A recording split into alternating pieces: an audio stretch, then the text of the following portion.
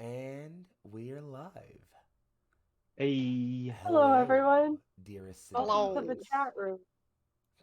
Into the chat room. And welcome. You should know that I've gotten that 5 times already from chat because it just keeps doing that. Fantastic. Well, hello, everyone. And Well, hey, do you feel welcome at least? All right, enough. I got it. I feel threatened, honestly. Well, hello, everyone. As I try to figure out why my music's not playing, and that's concerning for me. I can hear it. I'm gonna reset it because I wasn't hearing it. But that's okay. Yeah, because I don't know that I think stream it's can on, hear it. Yeah, I know. If I can't hear it, that means stream can't hear it. Yeah. We're That's hopefully gonna true. fix that now. Wait for it. Do we have more riffs to do on Welcome to the Chat Room? Yeah, Should go I ahead. give him time? Riff as long as you need to while I figure this out. You know, Go we ahead can and riff. continue. Welcome to the chat room. What else Wait, is there to so- say? Yeah, I don't feel Oh, welcome. okay. I feel a little like threatened. It's almost sarcastic at this point. Like he keeps Oh on being no! like, welcome to the chat room. You need to be chatting. Yeah, welcome to the chat room. We got Why fun and are games. you chatting? Use We the got everything you emotes. want. How do you know the name? Oh, I thought you were about doing welcome to the internet. Oh Welcome to the God. chat room. Nah. Have a look around. Oh god, no! Please don't do that. I won't sing on stream. You're fine. Yeah, the Alright, people let's that can see. fire. As Oh, a wait, you side said note, not while to we're sing just on doing stream. that, Yep. if you played a bard on stream, is it annoying or cool to sing on stream? Sir Heck, It depends on how weigh in. good or Yeah. bad you are. Wait, yeah, what? depends on your skill. You play a bard on Yeah. stream. Do you feel like you should be singing on stream? I Come on. mean, Very loud. it depends on the bard. Like, I've sung on stream as a bard before, but C's is not really that kind of bard. Like, she's more, fair. yeah, That's fair. she uses a different medium. Just kind of it. That's true. But yeah, it was actually my first TPK roleplay stream. I decided I'm That's gonna cute. play a fucking bard that's gonna sing inspiration. Hashtag honestly- Desert of the Dead crew. Hey, more desert stuff. Honestly, though, I think it has more to do with, do you take the bit too far? Like, how long are you singing? All right. No, If you hold sing on, something stand that by. can be I know I have funny. a fist. I'm gonna take us It's back out, and then supposed I'm gonna to be- take us back in like 35 seconds. So we're gonna go right Oh, back okay. out, and then right back in like So 35. So suspend all Alright, bard talk sorry, chat. until then. Talk about this, honestly. stand by. See you guys in a little bit. Good, keep Bye. talking about See ya. Okay, fixing that now.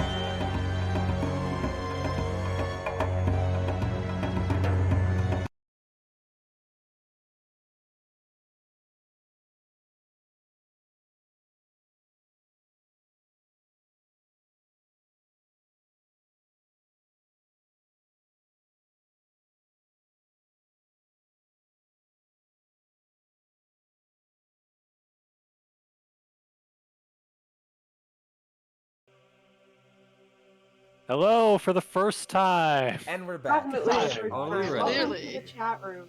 Hi. Welcome to hello. the The chat vote Welcome. Chat. This is the first time, and no one will be able to I'm say anything Michelle's else mom. otherwise. Hello Very and pleased. welcome to the ever chaotic Neon Lights roleplay. I Professional organization, am Neon your, Lights.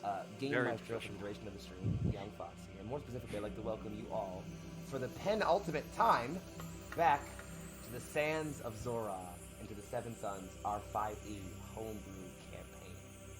As I've already said, I'm Young Foxxii, your game maestro, and I have with me 5 devoted, brave adventurers ready to go back into the sands and to realms beyond to Really? save Where? all from an inevitable end. I'd like them to go ahead and introduce themselves first. You can go ahead and give me, in overlay order, your name.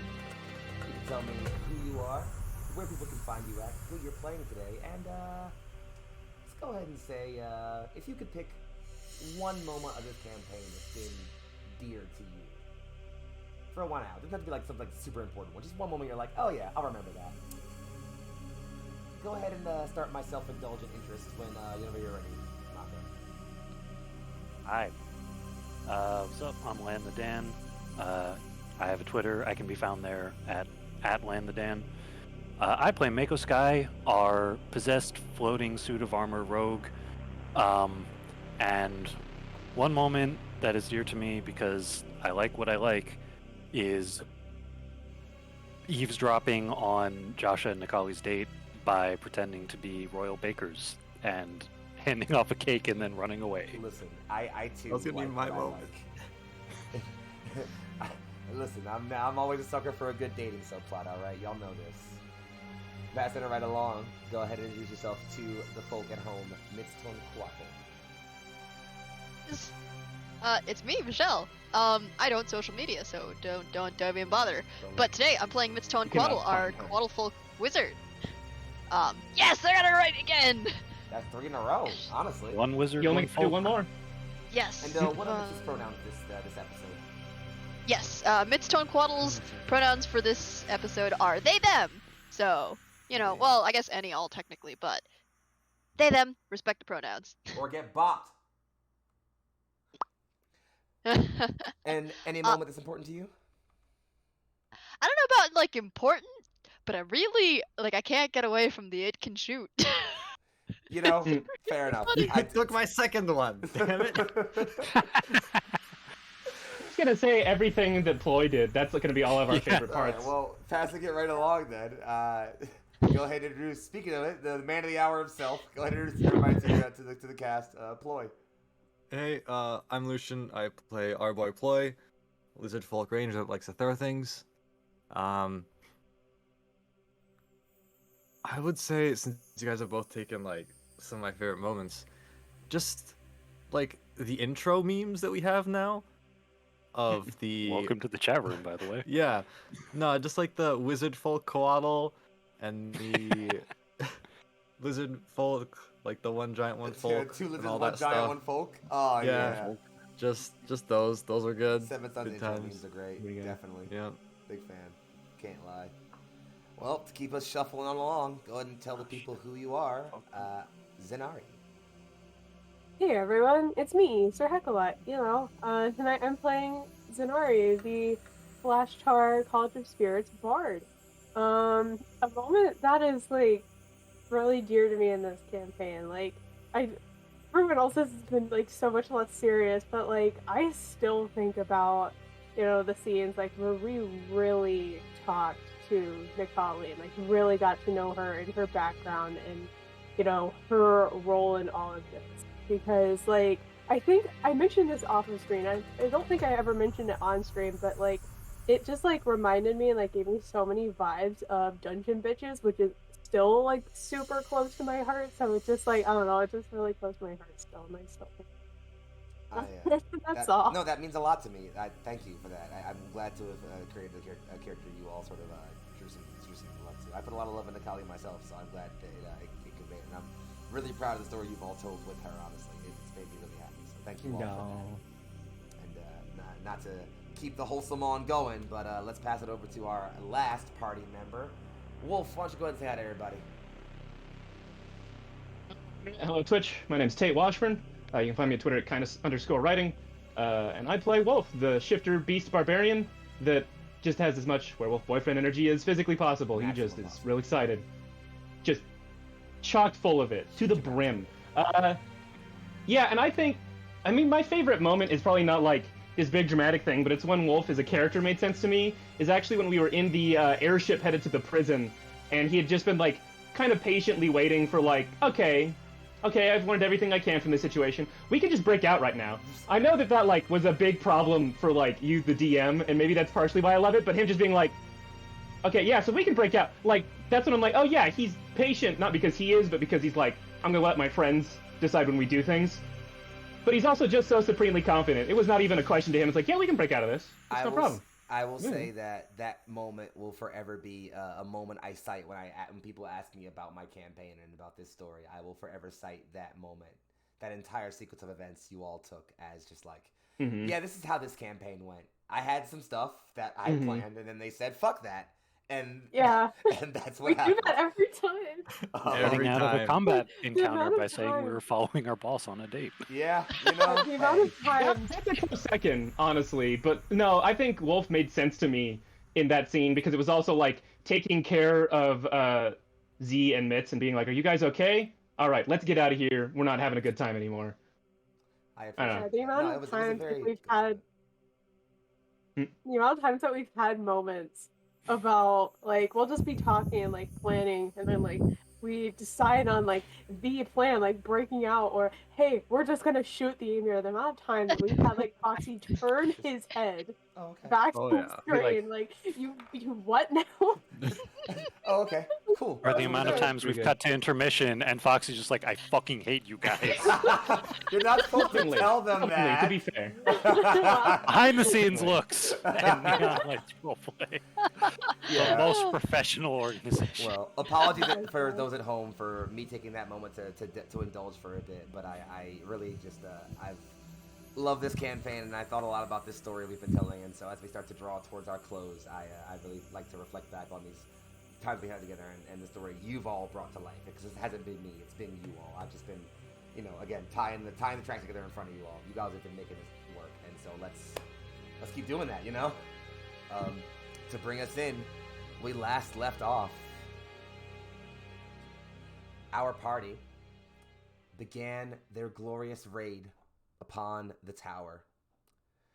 Bloat whale airships cresting in an armada at the apex of a large, huge, massive armed army of storm children, soldiers, and your allies you have gathered from all of your time shedding blood, sweat, and tears in these sands. All of them marched to war under your call, at your banner, many of them knowing they would not return from this day. They march on, and they fought. Cannon fire, and musket flare, and blood, and sword, and blade, dancing across the field, coating the outside of the tower in all the viscera of warfare. You all chose to make the daring choice to simply descend using Featherfall directly to the top of the tower, hoping, maybe just maybe, that the object you sought, the gem that would take you to Shem's realm, would be found either there or directly at the bottom. And as you descended to the top, you found not only it, but also Kali.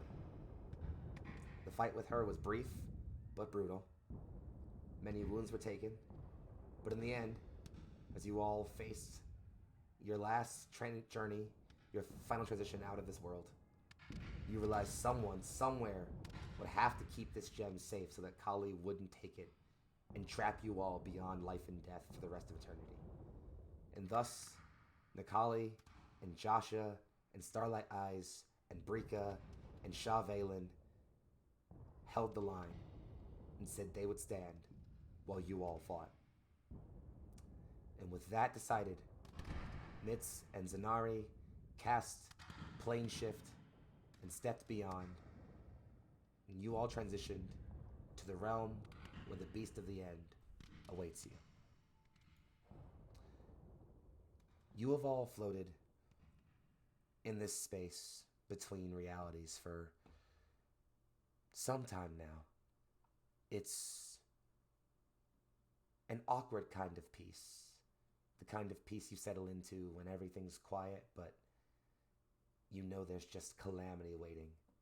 Like when you get home from a long day of work and you put your shoes off and you sit down for a bit and everything's quiet and you know you have things to do and you're just not trying not to think about them. You've all been there on the couch, metaphorically, for what feels like forever, maybe. And then you finally start to manifest. It feels to you all like you all stepped into this realm at the same time. But each of you experiences it very differently. Mitz, The void fades first to an evening sky. Its red oranges dappered across clouds of light blue, painting an off-violet haze against the thickening of the night. The sun lowers against the horizon. You feel stone beneath your feet and moss. There's a smell in the air like tree canopy and roasting fire. In the distance, a cawing of some animal of some kind as it takes to the sky. The Temple City has been a place you've known comfort in for some time, but it's been a while. But you know it immediately. A place you've spent so many nights watching the horizon, your nose buried in a book or scroll of some kind.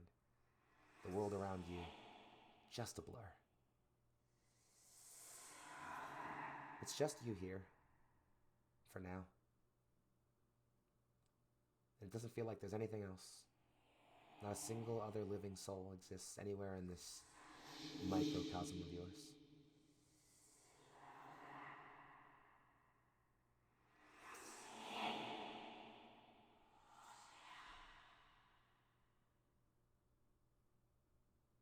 This reaches down and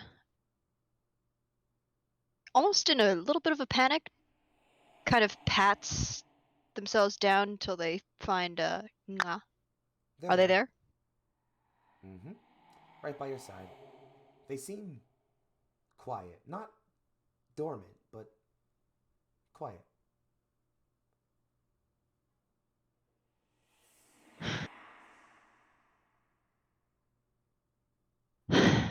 Well now, we haven't been here in a long, long time, have we? Feels like decades. A voice entirely too familiar to you says. Mitz turns. You turn to your right, towards the off color of the horizon. There's a table, stone and situated, in front of two large cushions. One is empty, facing you. The other, a woman sits in.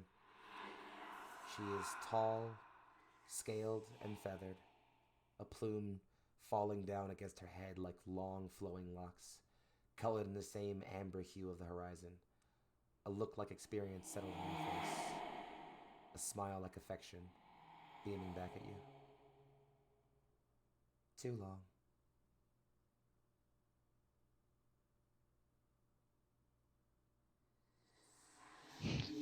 It's good to see you. What are you doing here? Well, we left a while ago. Come sit. Mitz will just take their place on the cushion.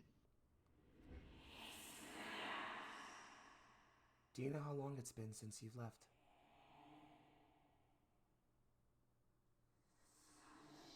Well,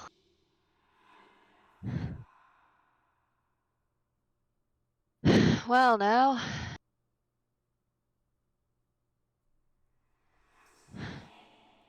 But this kind of place, I don't know, it feels like ages. Time is a fickle thing. The way some of the younger races see ages, we see like months. But time is relative. She gives a very knowing look. Everything's relative.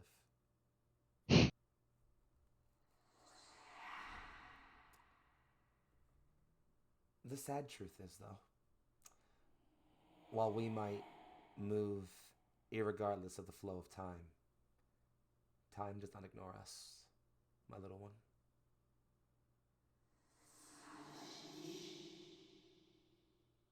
True. Everything comes to its end. Even time itself.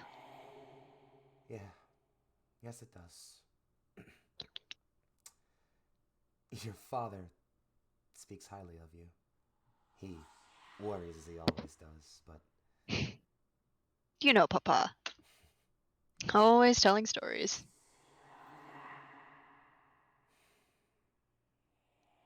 he was certain to make it easy on me. It's been a while since you left, little one. Time doesn't stop for any of us. You asked me why I was here. I felt a flicker. Something familiar crossing over. Just as I was. So I'm here for goodbyes.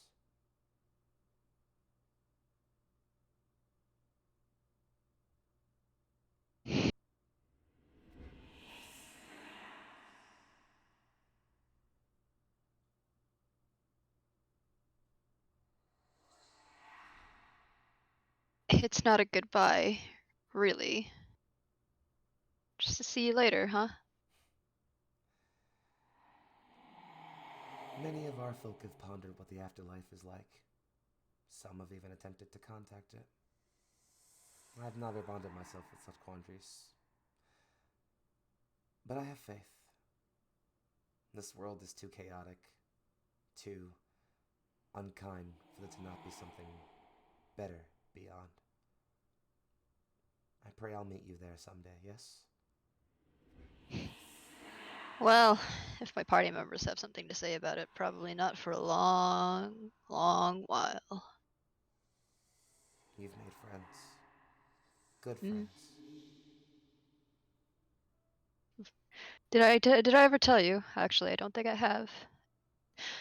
I'm not sure if any letters made it over, and I definitely haven't sent any since this whole journey began. But you've got a niece now. Well, You- grandniece. Excuse? How do I put it? I mean, I always assumed you'd never find a suitor. Your father had hope, but I always said if they never cleaned up their hair and started acting and bathing a little bit better, it was never going to happen. But honestly, I'm just amazed. Tell me, who got so lucky? uh, okay, I haven't actually married, but do you remember Z, the Kalashtar bard I was telling you about? Your storyteller friend. Yes, I remember them. Well, you know I always considered like a sister, but she married to someone who I guess you could say is spiritually my sister. I sense there's a tale there. Mm. She leans forward a bit and says, tell you what, when we see each other again, tell it to me? Of course. And if a precocious little young child with bright silver hair comes to say hi, her name's Ami. You think I wouldn't know my own grandniece? Well, I think she takes after her parents more. I'll keep my eyes open. The timing on this is poor, and I'm sorry. You are about to face something great, little one. Mm. Your friends believe in you. Do you know that? Maybe a little too much sometimes. She leans forward on the table. Clawed, three-digit hands come forward and clutch at either side of your face. You are so beautiful, my child. So powerful. I believe in you too. I worry so much for you every day since you've left. But I have never stopped believing in you.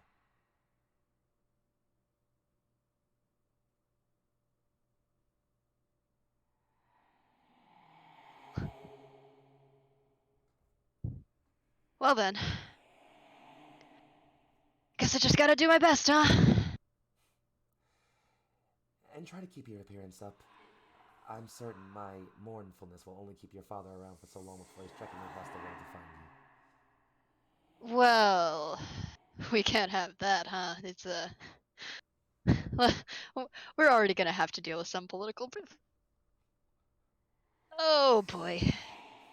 Yeah, Papa has a problem of. Let's try not to have any more explosions than we're already going to have. Handle it as best you can. She looks up. I'm afraid that's that then, little one.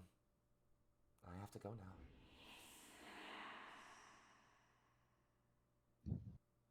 now. See you later. I love you, my starlight.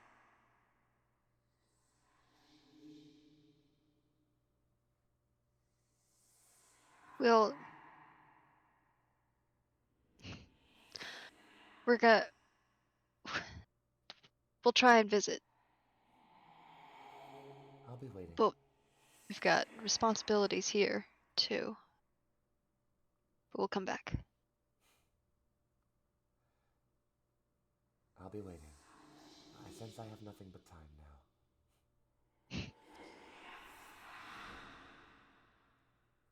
Whenever you're ready. And she just indicates off the side of the large tower where your temple is. Take flight, my little one.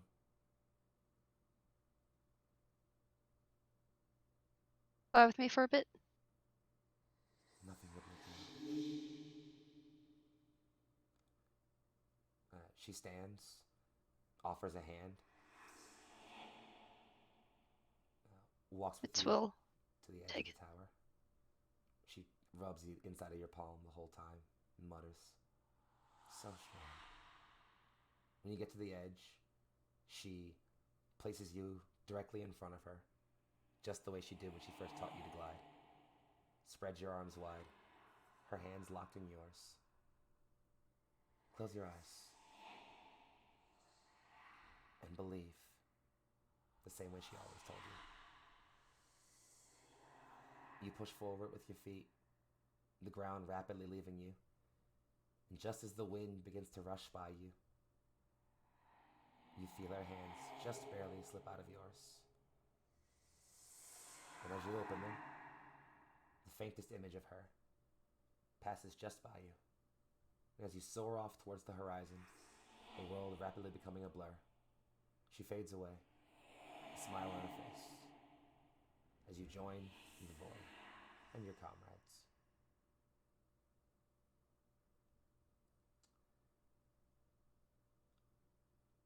Ploy. The void fades away for you first to a clearing. There are trees in the distance, lightly swaying in a nightly breeze. The sun is gone by now. A pale moon illuminates an open clearing, the starlight just clear enough that you can see everything. You smell pine and sand and fresh soil.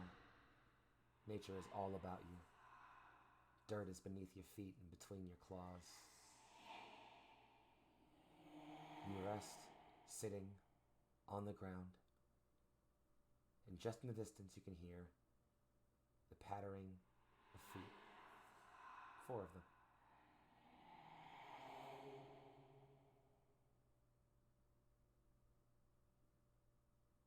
Well, that's a familiar sound. Still sharp, huh? You know, it's what I do now. A large, bluish-white husk slithers its way off to your right, a tail lightly thumping itself against the side of your head as it moves past. And coming to nest directly in front of you, plopping himself down on his front legs, is your dear friend Net. Still moping? I'm gonna give him some head pats and some rubs. He nuzzles his head into yours, flicks his tongue out a bit to smell the air in front of you.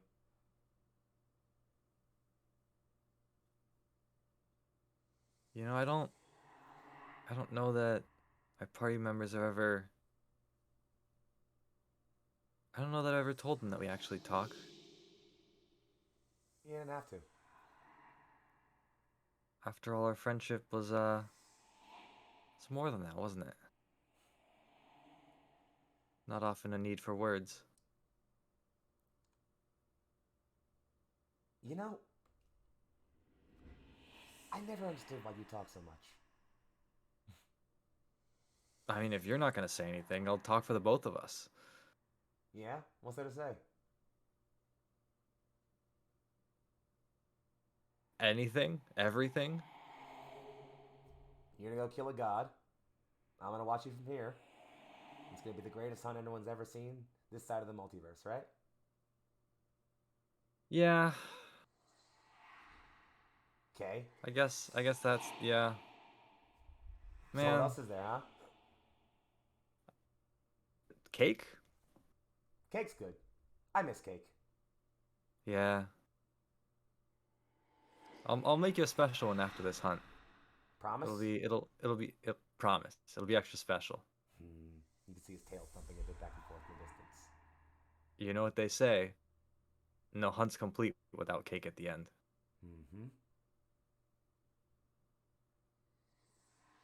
You remember we met that boy out in the Westlands once? With the little mutt, the canine, the smelly one? Gonna be honest, I usually let you do the remembering, but I think I do. It's so weird to me. That old mutt. It could barely walk, but it wouldn't let that little kid go. Could have probably still, I don't know, got its neck, maybe wrangled it around once. Kid could have ripped it open, maybe got a good meal out of it, but nah. Just stuck by him. Till he couldn't. I didn't get that Yeah? for a bit.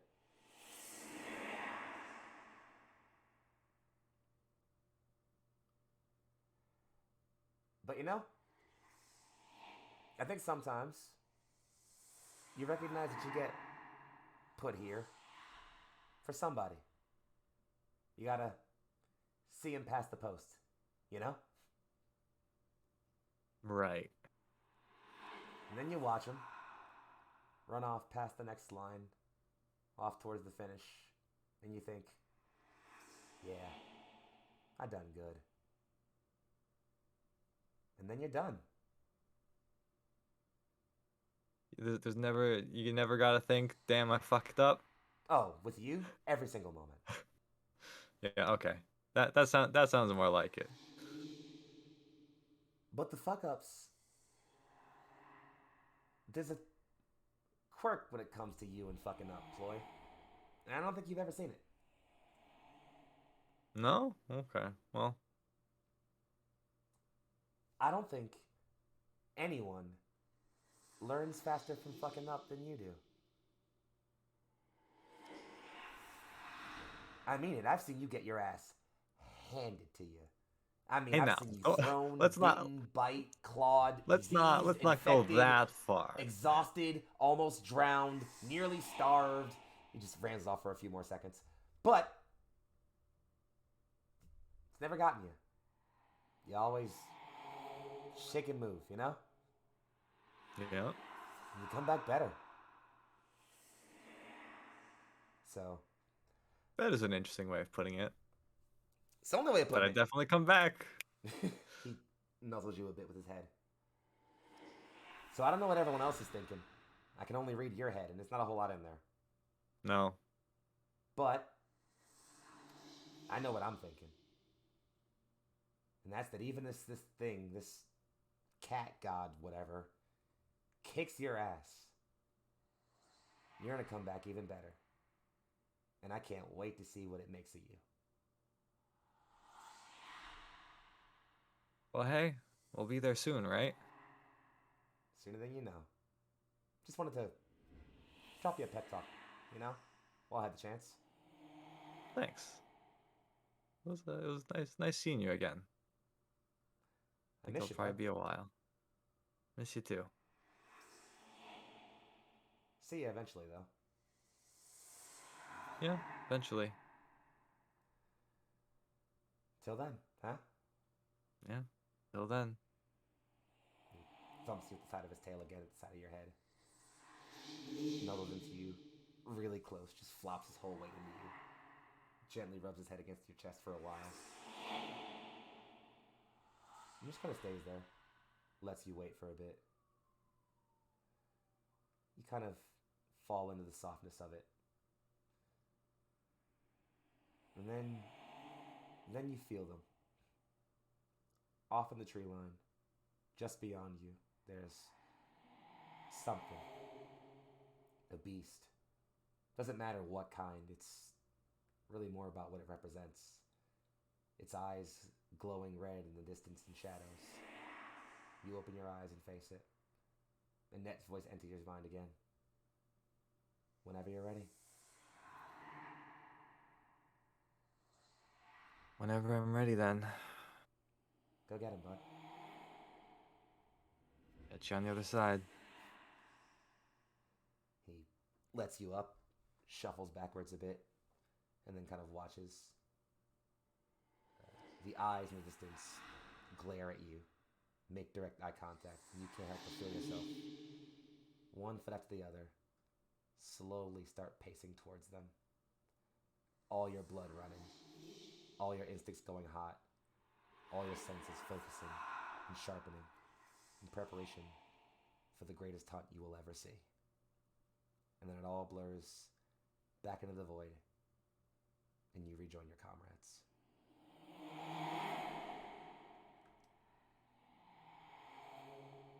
Zanari. The void manifests as silence at first. It's then slowly broken by the low sounds of people, it sounds like. Voices chatting off in the distance.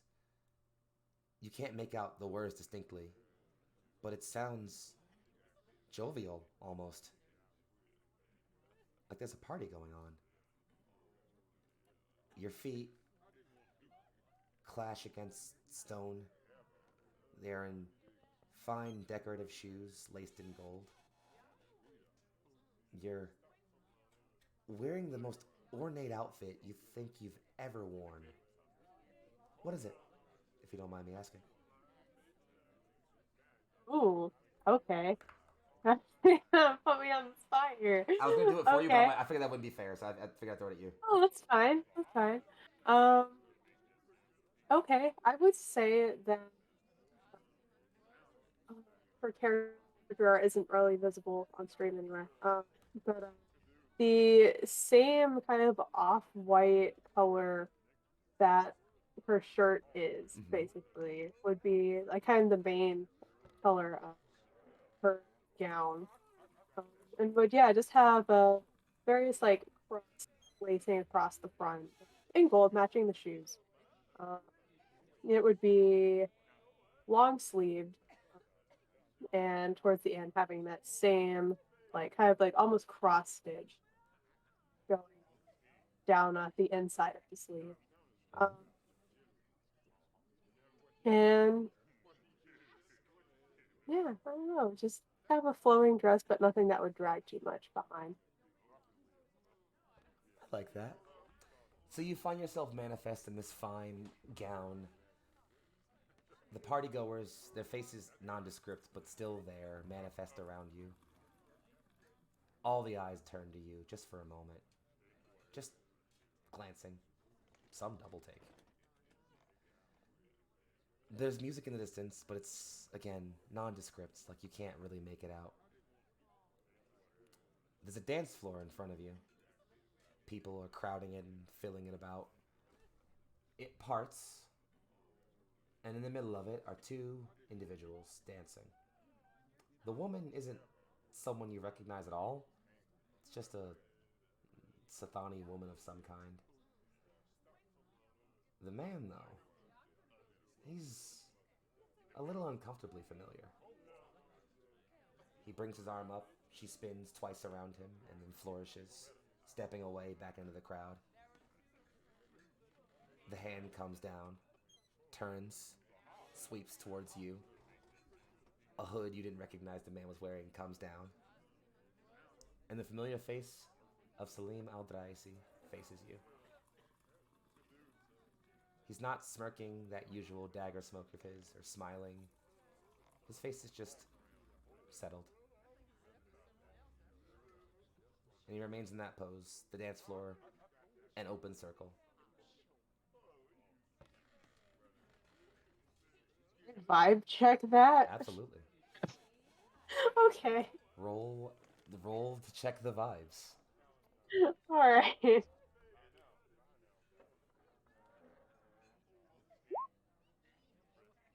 11. Let's see. What do we got? I'll let you roll with advantage. Go ahead.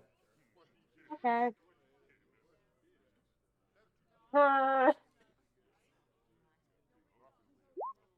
Perfect. Ooh, much better. 18. Much better. Yeah, I'd say as you're immediately just like, okay, what? You shouldn't be alive. You're looking around. Again, it's almost like anywhere you try to focus your eyes, it's like purposefully can't make out detail. You look at a person try to focus on their dress and it just becomes a vague blur of colors. Their face an off sort of shadow. The room is pretty distinct. The lamps and the high arches. And Salim is definitely clean to look at. His face is, again, just settled and calm. You look for emotion in it, malice perhaps, and you don't see any ill intent, just a somberness. And you're almost distracted from that as you look down, taking in his typical regal regalia, which is fine and perfectly kept, save for the large hole straight in the middle, which goes clean through, right where his heart should be. It's also still bleeding. He sees you notice it as you move your head back up to him.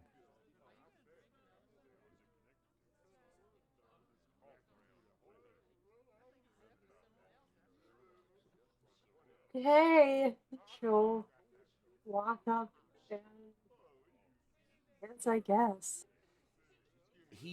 As you walk up, he has his hand out, and it seems like at first it's an invitation to dance. As you come close, he lowers it a bit. Not enough to seem like, no, I'm not offering that. But definitely being like, almost like a, if you're okay with that, and if you say like, no, I'm not dancing, he just put his hand down.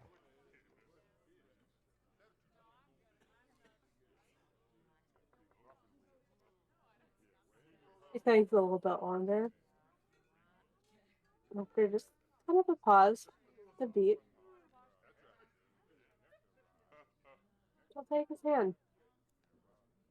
He looks at you, the briefest flash of shock crossing his face, before he, again, moves you into a more, it's a distant dance. He's not sort of pressing you as close as he was the woman he danced with previously, but it's still close enough the two of you can talk kind of face to face.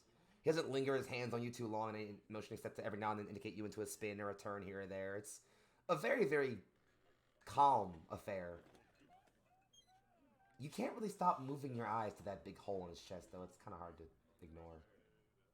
And then you hear a voice. Especially since it's like bleeding. It's fun. And then you hear a voice.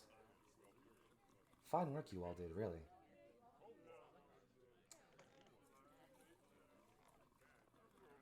You look up. Yeah. He's smirking now. Really, I never saw it coming. I'll be honest, I didn't either. Something told me that Hunter was off-putting. I should have had you all killed on the spot. Alas, I paid for that folly. Yeah, you did. So, would you like to gloat? Offer this chance to tell me how everything I'd worked for came apart around me, how my once beloved servant is now a mad woman bent on bringing down all of creation, and how I made every possible wrong choice I could? This would be your opportunity to do so. I mean, as fun as that would be, I mean, the list could just go on and on. What good would it do at this point? It wouldn't do any good. The results already spoke for themselves. You already know, so what's the point of just twisting that dagger from that wound that's already bleeding? You see, that's the difference between you and I, Zanari. You and your folk are utilitarian. You operate for the greatest good and seek only the result. And I admire that. I try to be like that sometimes. I like results. I liked results. But we're the situation reversed. Were this me facing my last final challenge, and I was facing the one thorn in my side I couldn't eliminate until I could. I take this opportunity to not just twist that knife, but put more in your sides, and in your eyes and ears, and everywhere I could until you knew there was nothing but the sick satisfaction that I won. But that's not you. It's never been you. You know, I'm not sure why I pulled you here. Death feels like eternity. I can't tell you how long I've been dying over and over again. The agony and loneliness of it. But when that little spark, that little flicker of you and your friends crossed beyond, I thought myself in need of opportunity. I have a question for you. If you'll entertain an old fool. Why not?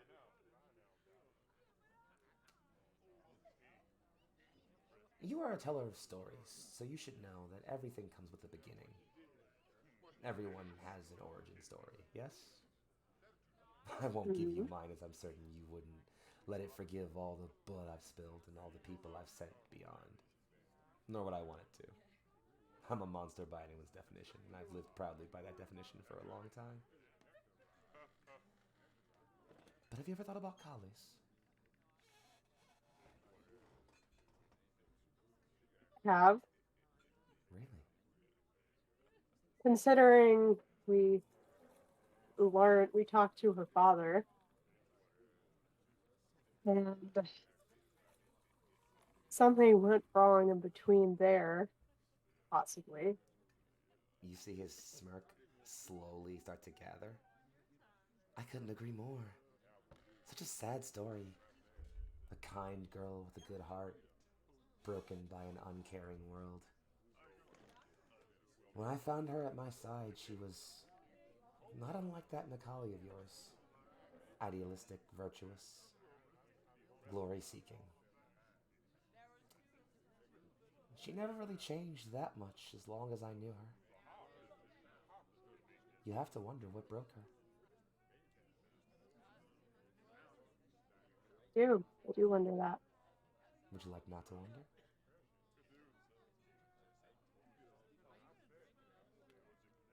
Fine. Why not? I'm amazed you hadn't figured it out by now, my love. You all did. Don't call me that. You'll see him like flinch a bit, as if some ethereal thing just caused damage directly to his soul. Apologies. Old habits. That's just the thing, Zanari. You all did. You broke her. Kali was a being holding on to all of her will to live by strings. Strands. Her father, her order, her beliefs, all severed. But the one thing she had left was the man she loved.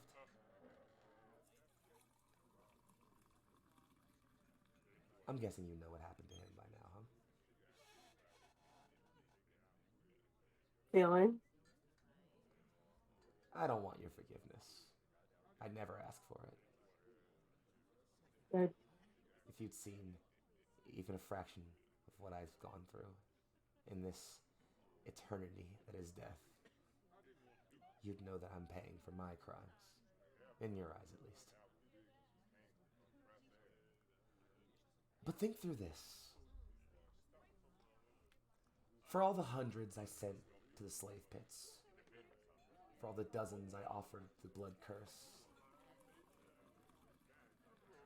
how many thousands has Kali butchered because you broke her?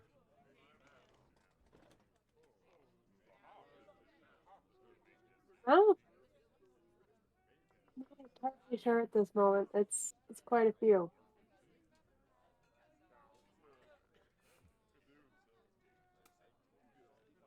That's all I simply had, really. I was curious. You know, I thought I'd have some last jab. Something to give you to muddy the waters, break that resolve of yours before you go face a god beast. But I don't think I have anything, really. Just know that I'll be watching for you. And even in my eternity of torment, I'll be hoping. Just hoping. For what? Well, thank you for the dance, by the way. You have lovely movement. Thanks, I guess. A parting regard. When next you see that beloved of yours, tell her this. Even death does not hold back ambition. And if I could not be a king, I will find a way to be something better. One day. Even if I must wait 1,000 eternities. Well, as inspiring as that is, how about you just keep dancing for a little bit longer. She breaks away, takes a couple step back, and casts Autumn's irresistible dance on her. Dance forever. He looks around, thinking this place would begin to fade as you stepped away. And then his feet start to move, and he looks up. This is a jest. Have I not been through enough? Have you not seen what my soul has experienced? Have you not already won? Apparently not enough if you're talking about becoming a god to put your will on more people you haven't learned. No, it's you who hasn't learned, bitch. I'll take vengeance somehow. You'll cross over. I'll make the afterlife 1,000 times worse the torment that I've seen. You'll see! And this would be threatening if not for the fact that his arms are now flinging themselves about in raucous, riotous dance. He's trying to keep his head still to stay and look at you, but he's now, like, kind of forcibly nodding it a bit. His face doesn't look happy at all, but he's just... Take your leave, then, witch. You have this round. Gladly. She's just gonna go, I guess. As you turn back towards the door, you hear him angrily mutter, "Whenever you are ready."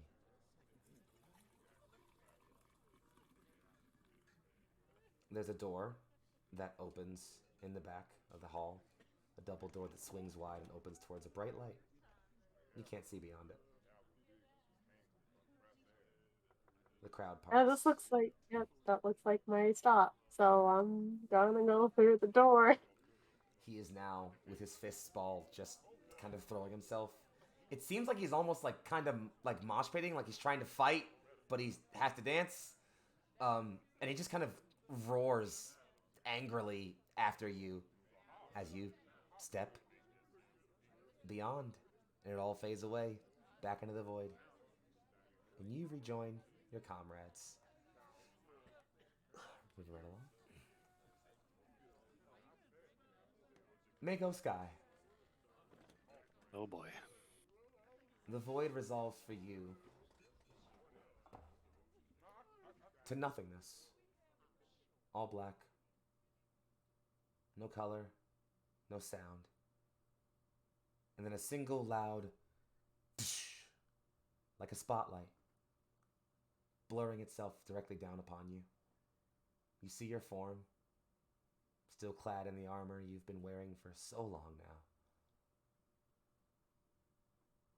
And then another, and directly in front of you, another bright column of light comes down. And you see you, clad in the flesh you haven't worn for so long.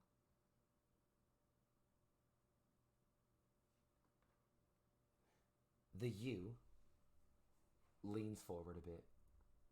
Doesn't say anything initially, just leans forward, clasps his hands together,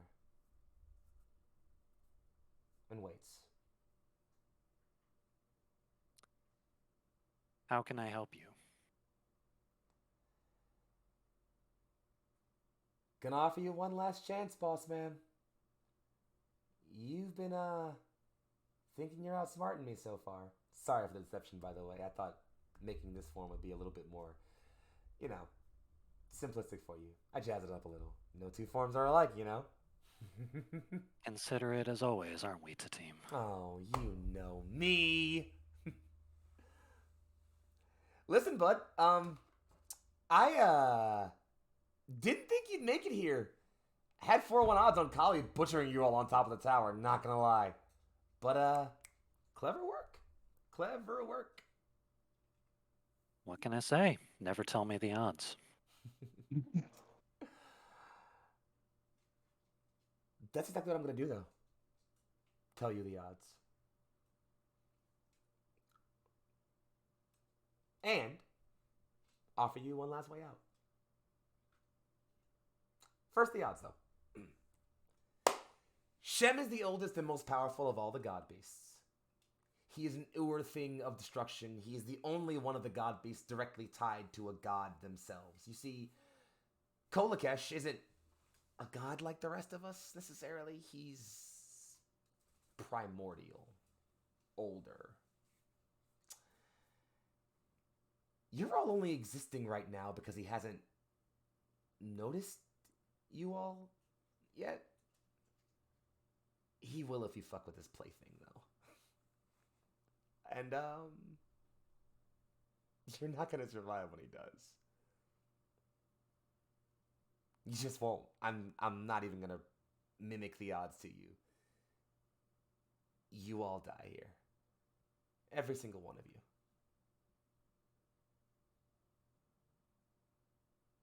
And Zor'aa, all of it, suffers more cycles of turmoil and chaos. Kali might not win. I don't know. Who knows? Who cares? She doesn't. It's only another time for some other mad person with a sword of some kind decides to put it towards everyone around them. So who cares, right? So those are the odds. About 1,000,000 to 0 in my favor, if you couldn't keep track of them. But here's the out. And I lied, by the way. It's not just for you. It's for everybody. You see, you all have gotten real tangled up in this. So, I'm going to make this real simple for you. You can all be certain you won't die here. Be certain Zor'aa isn't thrown into more endless cycles of torment and chaos. If you'll all let me do one thing. Put you all back. The lizard, I send him back off in the jungles. Let him roam around till something eats him or he eats something he can't.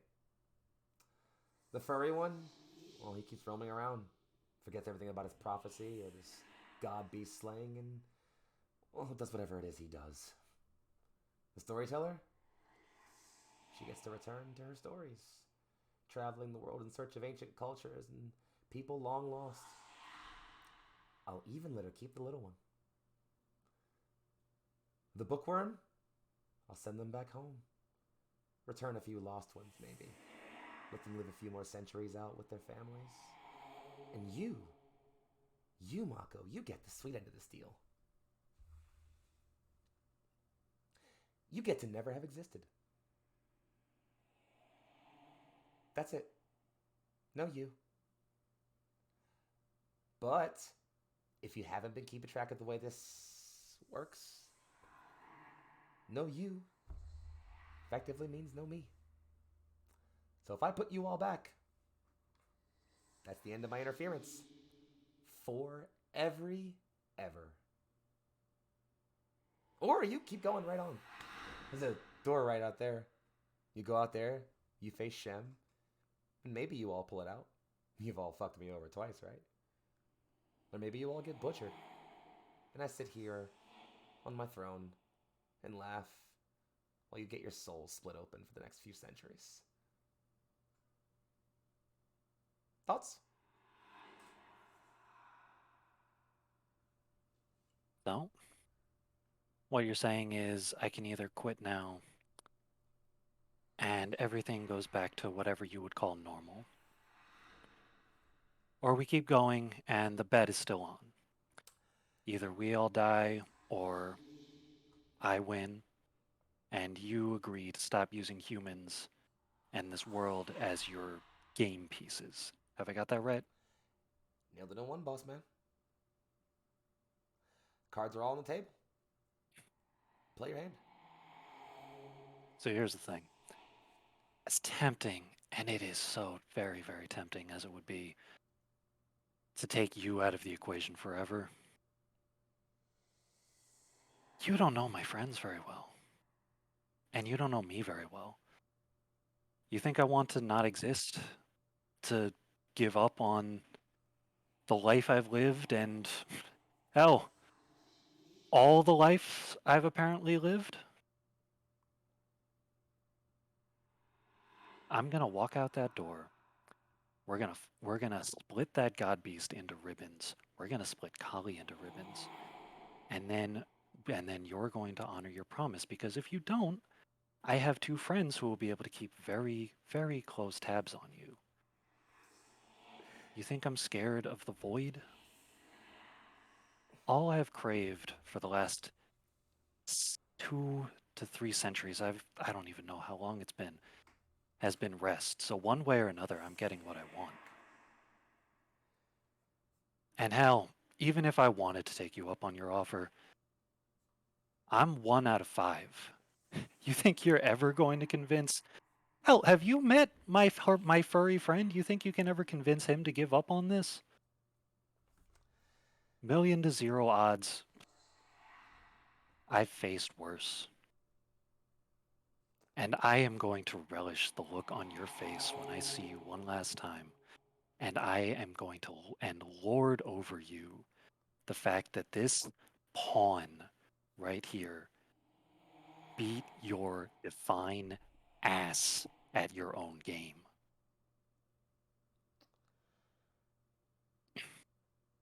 So if that's all you've got to say to me, I have a game to win. Sounds like I ain't swaying you much. So I'll leave you with the truth before I let you head out. He steps forward a fair bit. You're now face to face, almost face plate to nose with yourself. I know you aren't afraid of the void. I am.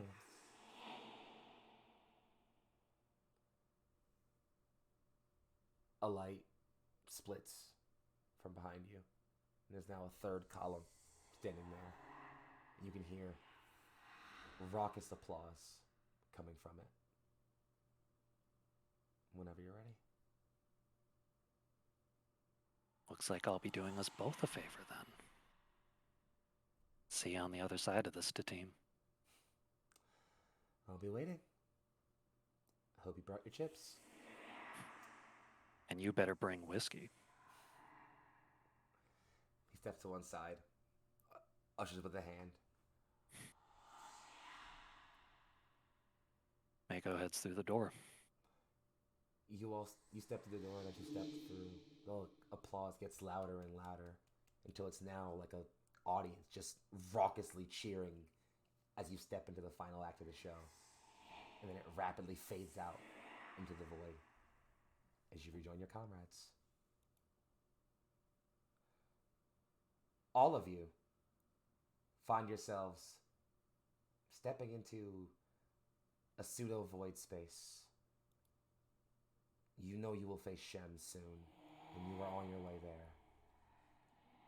But first, something stops you. You stand here, this place in between realities, in between the in-betweens even. And directly in front of you is a figure, more than familiar to you by now. They are wearing a simple, calm gray gown to cover their form. Their hair flows down their back, the color of an off-steel blade. Their form, though small and childlike, smiles with a wisdom like the ancients. She turns her head, eyes wide, smile bright. Hiya!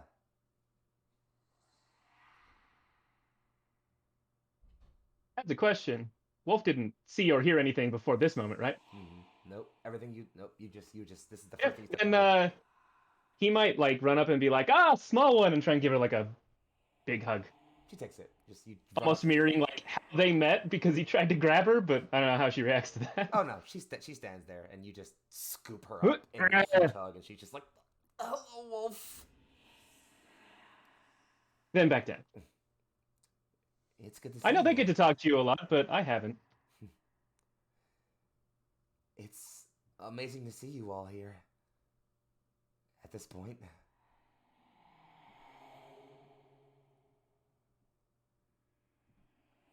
God to see you too. She walks up, kind of places a hand on your side. Another one kind of holds Inari's for a bit. She holds both of your arms for a brief second, squeezes, and then just lets go. Are you all doing okay?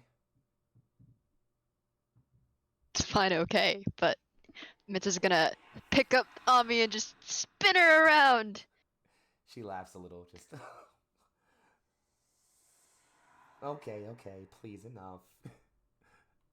It's never gonna be enough. Just spins her around again.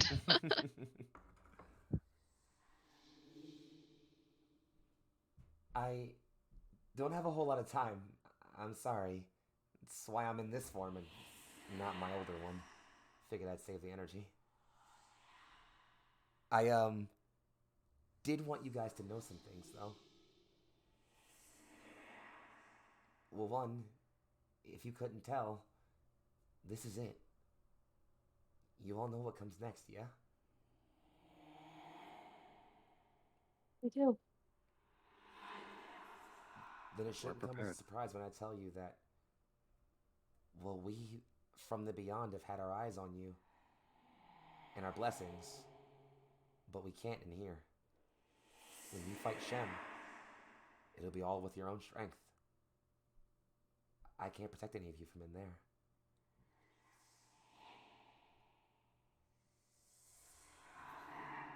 Not to insult you and your many godly friends and mother, but it has always been our strength. We'll be fine, small one. You're right. I shouldn't lie.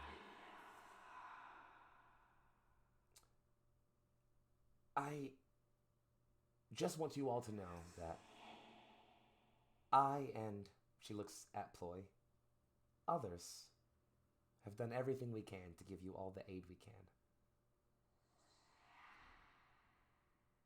I want to thank you all for being my family, for choosing to take me on, to care for me, to put me and everyone here in Zor'aa above all your own well-beings as you stand here beyond the rings of time and space itself, prepared to face the very end. Many will not have the opportunity to, so while I can, let me speak for the entire mortal new sphere and even the gods and say, thank you. Thank you for fighting for us. For me. Of course. If things don't work out, this may be the last time I see some of you. Go forth knowing that no matter what, I will carry your song for as long as there are mortal mouths to sing it.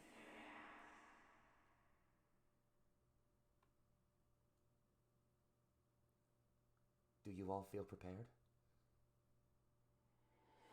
Is she like here, or is this just, or is that, or doing? She's there. I mean, Wolf and Mitz have both picked her up, so as far as you Oh, know. I guess that's true. That's true. Okay. Z looks to the rest of the group. I think we're ready. Living life is to become ready. Let's go. Well, if anything happens to us, one last gift from me, and I pull out a sweet roll. I had an extra just for an emergency. Emergency sweet roll. Here you go. Yeah, takes it. that's important. And just very childishly, Amelia just buries her face in it. Just wipes her mouth with crumbs. She looks at you all, quiet for a moment, but something in her eye. You are ready. She looks to the void behind her. Nothing changes in it, but then looks back to you all and says, whenever you're ready, good luck. Big nod from Wolf. And she'll just let you all walk by her. Yeah, I give her a hug before I walk away. But I give a hug. She wraps you up around your leg, just squeezes as hard as she can, rocks back and forth a bit, and then lets go, still holding your hand for a brief moment, before she nods and lets go.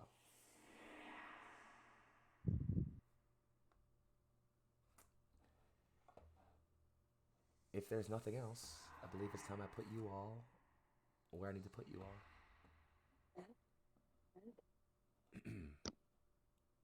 Give me just a moment to set it right.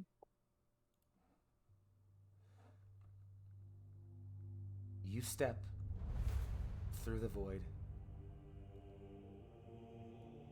into a realm cratered over with a long, flowing landscape.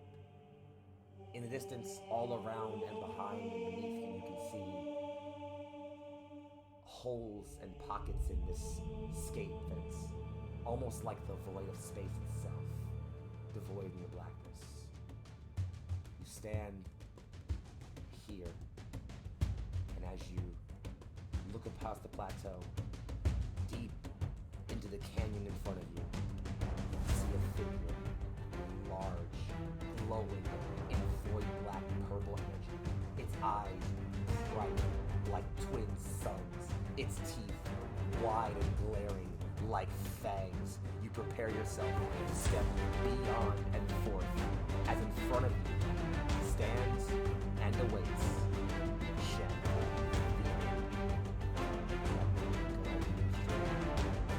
Oh, yeah, big boy. As I our final the grand god of Jesus. you face him. I didn't realize that whole thing was the icon. Yeah, Jesus it's the Christ. whole thing. It's gargantuan, I get it. Stands So hard. ready to face him when a couple things happen. Oh, One, no. you are all prepared. First off, let's go one at a time. I'm gonna, as I call you out, tell me, put me in the video game pre-fight scene. How do you prepare? What's your stance? What weapon do you draw? What pose do you take? What cool effect happens? Tell me what fucking happens. And let's start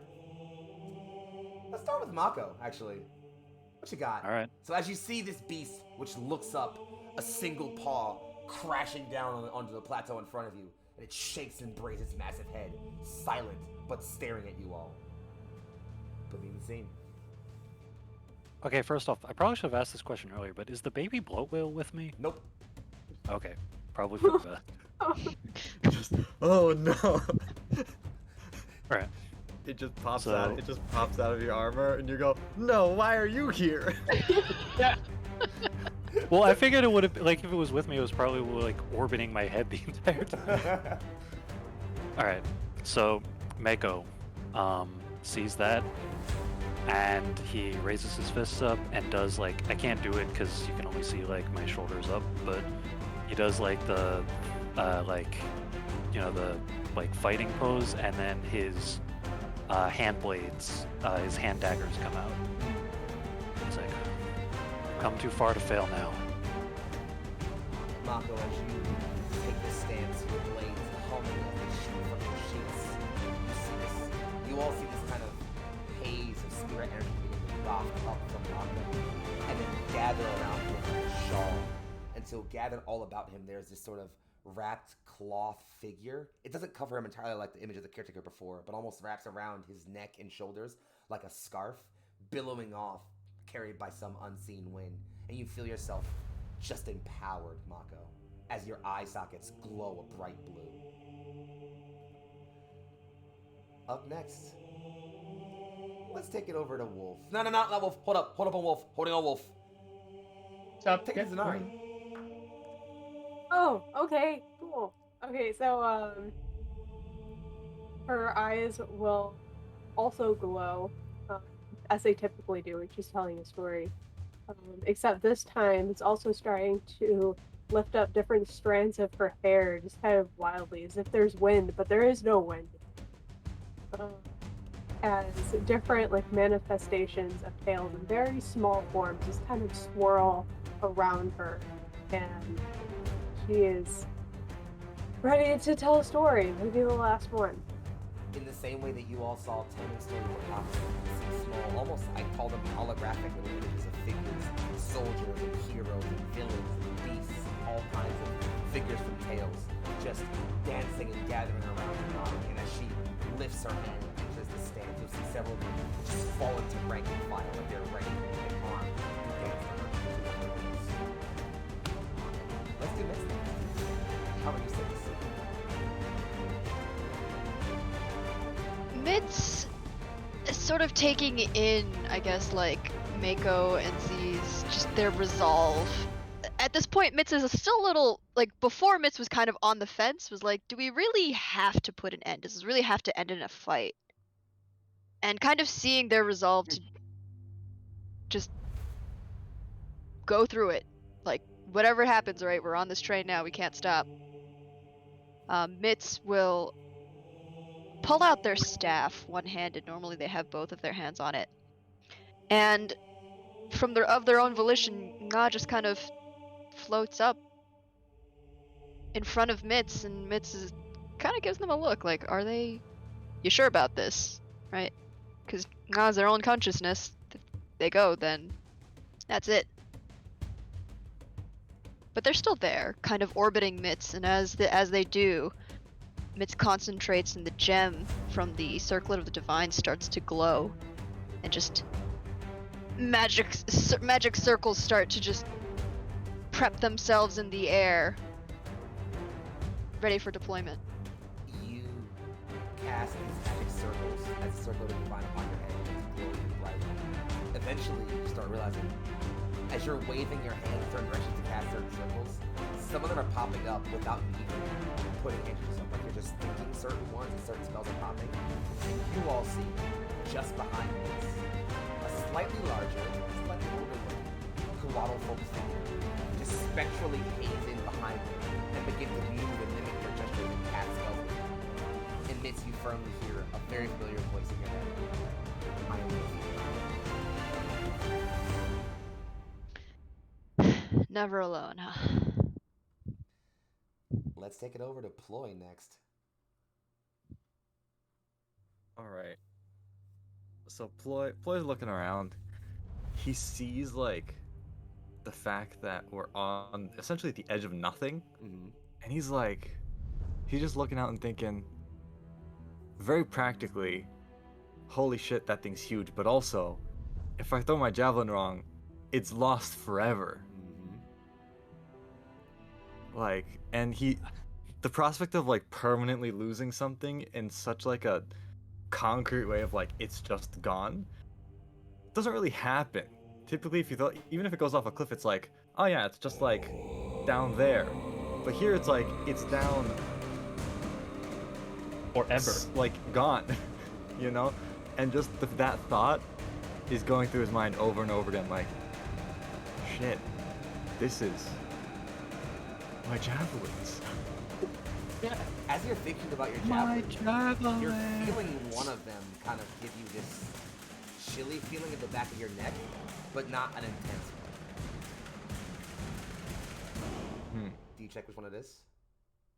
Yeah, I immediately go and pull out that javelin. It's the one that enters your hand is the all black one with the shiny black starlight head that was gifted to you by Shiara. It is humming, and you feel this swelling presence in you. And you remember Shiara's words. When the time comes, heft it high and channel all your force into it, and I will aid you.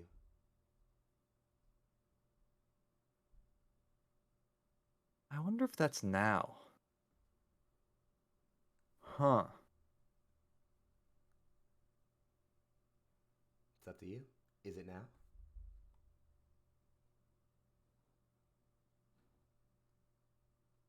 Is it now? It's up to you. Is it now?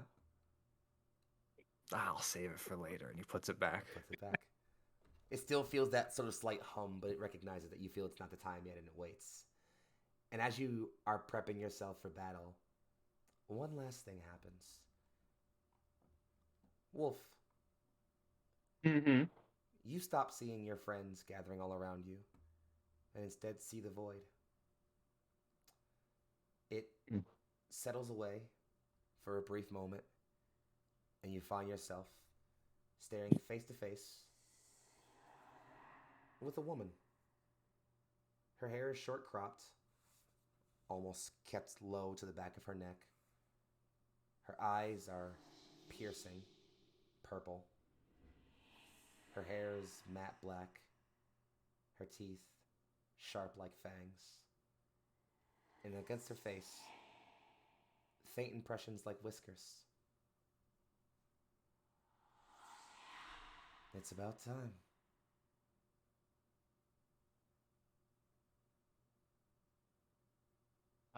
You recognize this person? No. Huh? I've been Wolf will probably look around at this sort of void, and all these people are not here, and he's like, what sorcery is this? No sorcery, no game, no trickery. I simply wish to speak with the one who is supposedly destined to kill me.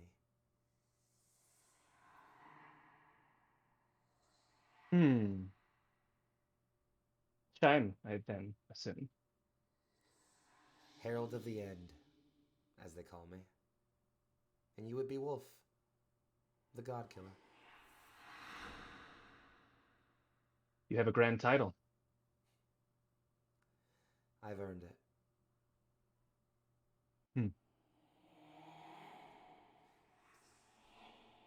Do you think you were the first to seek my end, little wolf? You definitely smirk. I doubt that a rabbit is, when I kill it, is the first time it's been attempted to be killed. I was turned away once. The ancient monks worked their trickeries and deceits to seal me. And I have had a long time to contemplate my own ending. I have truly only one desire. If this is to be an end for me, if you, Wolf, are to be the one that slays me. Her teeth sort of slowly begin to shine through as her mouth splits into this harsh dagger smirk.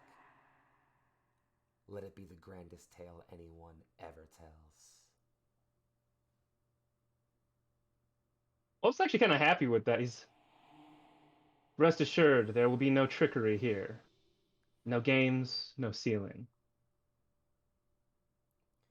I was Face taught me to then. respect the things I hunt. Face me then, God Killer. Bring your fangs to bear against mine.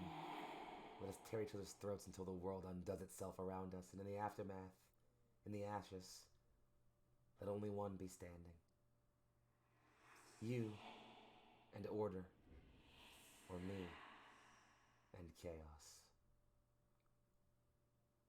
Are you prepared?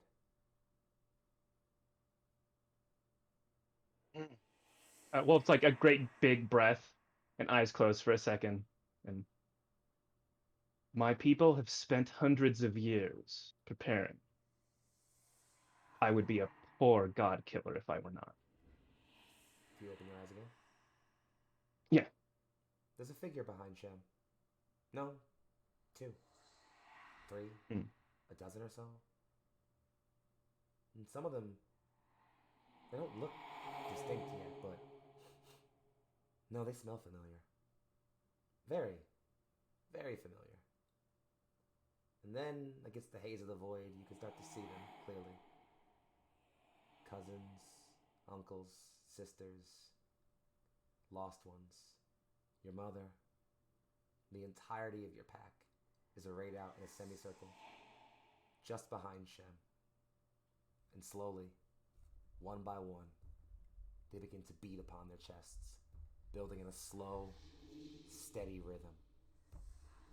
And you start to feel within you this welling sensation, like a battle heat, slowly start to gather upon you. You look as all of your tattoos start to glow, painting the night haze in this off blue. And you look as one by one, by one by one, each and every member of your tribe births a similar glowing tattoo pattern against their skin as they beat their chests faster and faster, chanting low and bequeathing their energy into you. You feel it build and swell and gather. Shem nods. Whenever you are ready.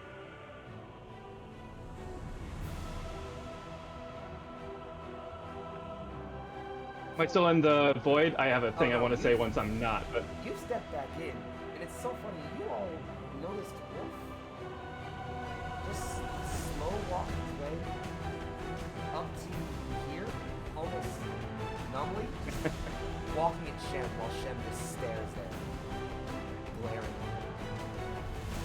You all see Wolf's tattoos begin to shine, glow, bright, so bright you almost start to avert your eyes. Gems on each of his gauntlets lighting up this bright blue. And then this dark, sick bright red. And then you all watch as Wolf's entire form engulfs in incandescent flame. Doubles over, not in flame, just in change. And then you see his bulk begin to swell and gather. As Wolf, in the back of your head, you hear the swelling, roaring chants of your people, surging you forward towards your moment of glory, towards your greatness. And finally, as you all watch, the haze of fire lifts towards one side. And there is Wolf. Very, very different. nah. Oh, Well, he a damn. big boy too. Oh, And as you Well all then. watch Wolf step Okay. into his true form as the God Killer, I think it's only appropriate that we maintain every epic hype vibe we built up so far by going to break right now. oh, right. Yeah. So stay Can I tuned. get Alright. one line real quick? Go ahead, please. I think the last thing that Wolf says just before, as he's transforming, is Shem, I am Lushwick Durst Gwytherin Subhine Dubthatch, and I am here to kill you. You all hear that guttural and like there's like a crackling flame behind it in your minds. And as you say that, Wolf, Shem just steps back and prays at you all, shaking the entire area around. And with that, we're gonna step off to a break. Don't fucking touch that dial. It's about to get lit in here, alright? See you all soon for the Seven Sons. Goodbye!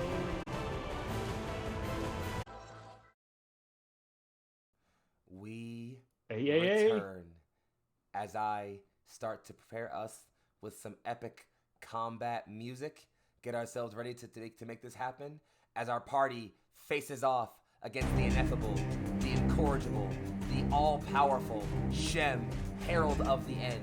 Their weapons are prepared, their spell slots prepped, everybody is prepared to go. Wolf has turned into his true form as the one grand god killer, and now beset with nothing but the end ahead of them and ready to face the only thing they have to take down before they face Kali. They are now ready. Darlings, you know what I'm gonna say. It's time to roll some initiative. Timer's up. Whenever you're ready, get to it. Make sure you click your tokens first.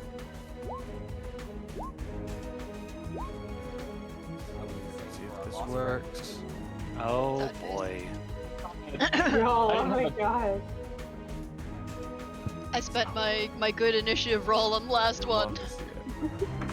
You love to see Because it. I didn't select it. Oh, you fool. The first I have advantage, so I think the first one should count. I'll let that count, it's fine.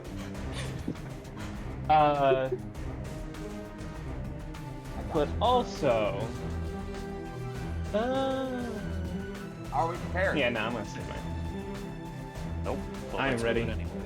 Wolf Shem stares directly at you and breathes jaw wide, and directly through its mouth you see just the pitch black of the end in gray. You are allowed to act first. Go ahead, my love. The dice, no. All right. So I would like to rage. Get angry. Wolf gets real angry, and I think, yeah, Shem's a real big boy, so I'm going to pick the tail. So in this big wolf form, just his tail becomes this like mass of spikes that are just like really, really long because Wolf's real big now. It slams the ground. You all feel the earth just shake a little bit as Wolf rages. You all see just like from like cracks in the onyx black skin of this large wolf, just raw magma heat begins to pour forth as Wolf just heats up the area around you in his rage and anger. And then yeah, maybe we'll do something else with that next turn. But Wolf's just gonna run in and do a good set of attacks with these new stat blocks. Truly. I'm just going to use this as the attack roll.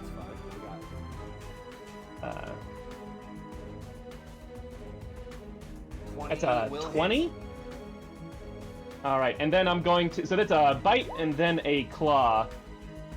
Those both hit. So yeah, Wolf, All you right. just run up, just dragging your claws directly into the large arm of Shem and just biting down. Can I ask if you're targeting a specific part, or if you're just going for the overall bulk? I think you're going for the overall bulk. I think the bite is like just sort of at the sort of center of mass, and I will do that damage right now. Oh, that should also be +2. Forgot about that. 23. You bite down into Shem, and it starts to feel like your teeth bite down, piercing through that onyx hide of it. It peels back, dragging your teeth along with it, and then you go at it with his claws, and roll damage for that. I'd also say that first one, I added a D8 because that's a distracting strike. The next person has advantage that attacks him. No, this is... Sorry, there's a small dog in my lap. Stream can't tell. Hey, hi, Stream Tinker. Oh. I stream Tinker's here Tinker. to herald you all, you small guys on, dog. and ensure you guys don't die. Ah, well, that's a lot of damage, but But you know, does he have any and that's secrets? with rage damage, so that's total. All right, so 14. minus 14. Ah. So you bat Shem back with his claws. It peels back a bit, but then just comes at you, shaking its snout and looking in anger. All right, hold on. There is one more amount of damage because Oh. Colossus Slayer. Uh-huh. 3 more. Three more. All right. All right. As Wolf just starts to go into Shem, and Shem starts to try and bring its massive paw to bear. Ploy, go ahead. All right. First thing Spoiler is gonna do is cast Ensnaring Strike, just at level 1, Go ahead. Yep. and I'll take that chance to, once again, keeping in mind the fact that javelins are precious here, is gonna throw just a regular javelin at Shem's face. 28 and or 26 will hit. 26 definitely hits. You throw the javelin. It is precise. It just slices directly into Shem's jaw, cutting towards its mouth. And you all watch as void black tendrils, just like vines almost, grow out of the sort of ground and dirt all around this area here, and begin to wrap around. Is there a certain part that you're trying to ensnare? The head, I guess. Yeah, they all begin to wrap around Shen's jaw. It tries to lash out at you, Wolf. The vines slam its mouth shut, and it can't bring it open. And I'm also, yeah, 2 things. I'm gonna use my, what's it called? Piercer feat to re-roll the one I rolled on that damage. So Yep. that's a d6. It's a 6. Hey, Those.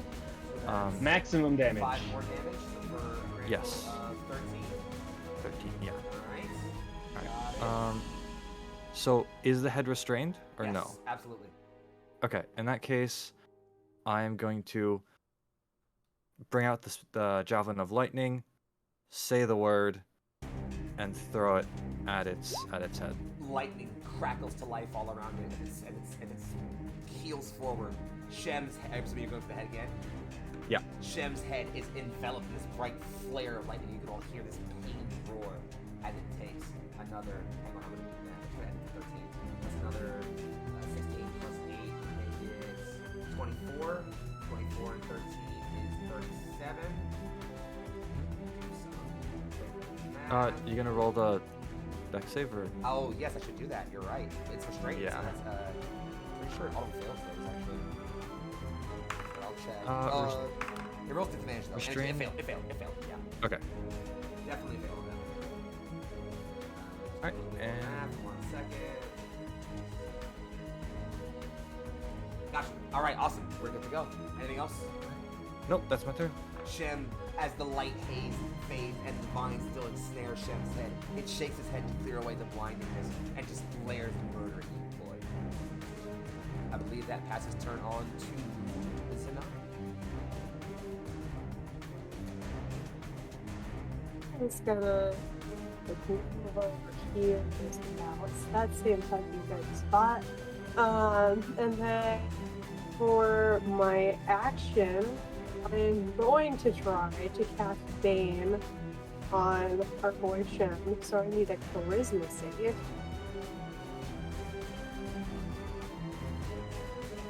Okay, sorry, one more time. I need a charisma save. Charisma save. How charismatic is I'm this gonna big say cat? your spell settles in over. You see, you begin to feel your magic presence settle in over Shem. Shem roars out, and not only do the vines ensnaring his head begin to peel away, not fully releasing it, but just peel away some. But as your magic starts settling around it, you feel this kind of like almost lack of feeling, this lack of anything, this nothing feeling. Reach out and grab at the magic energy around you and just consume it as he uses legendary resistance to not. Okay, cool. Well, then as my bonus action, I'm gonna just determine tail up. That's one of the different here. I'm gonna pull that list back up and attack Yes! or Is that the one? wait, what? Is that the one? No, that's not No. the one. I know which one you're thinking, but it's not the Oh, I one. was hoping it was the one. Believe me, I'll tell you what it is. Okay. But yeah, no, this is the tale I of don't know the about you, chat, but runaway. I'm lost. Don't worry about it. Don't worry about it. Yeah, you tell the tale of an adventurer that could escape any punishment. So I'll have to bestow it first, but it's going to be able to use their reaction to teleport up to 30 feet away. Alright, 30-foot teleport for anybody. Cool, cool. That might be a future turn, but that is it. Alright, and as your turn ends, you begin to see the great god beast begin to roil and quake that begins to move. Its head is still kind of pinned down and slowly working its way out of the large vines. A single large claw comes up and just swipes out. It's only going to hit Wolf. Wolf does I'm gonna assume a 17 doesn't. Well, actually, I think it does. Oh. That's my AC normally. Oh, well. You gotta There you roll the d6 and the strength save for ensnaring. Ah, yes, you're right. D6 damage, you said? D6 damage, and then I think you can use an action or make a strength check. Alright, I'll use the strength check then. Does a 20 get me out? Dirty 20. Yes. Okay, cool. So yeah, you'll see Shem just kind of with one paw bat away the vines, tearing them to shreds, and with the other one just swipe out at Wolf. And does that 17 hit Wolf? Yeah, 17 hits. Alright, you're going I don't have all my buffs yet, so you know. You're gonna take, give me 1 second.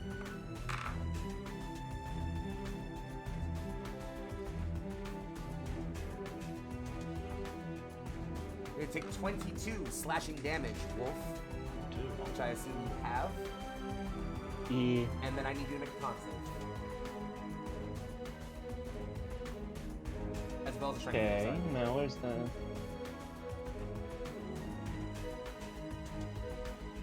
I would assume the Well, strength at save is least- advantage. Strength saves at yeah. So the con save you'll fail, the strength save you'll pass. So you'll feel that paw bat into you and like slide you back a little bit. You grit your paws into the earth and hold back and launch backwards back towards your friends. But as the claws dig into you, it almost feels like the hope is starting to be slowly drained as you feel just like this deathless energy slowly beginning to seep into your pores. We're gonna take an additional 10. Probably.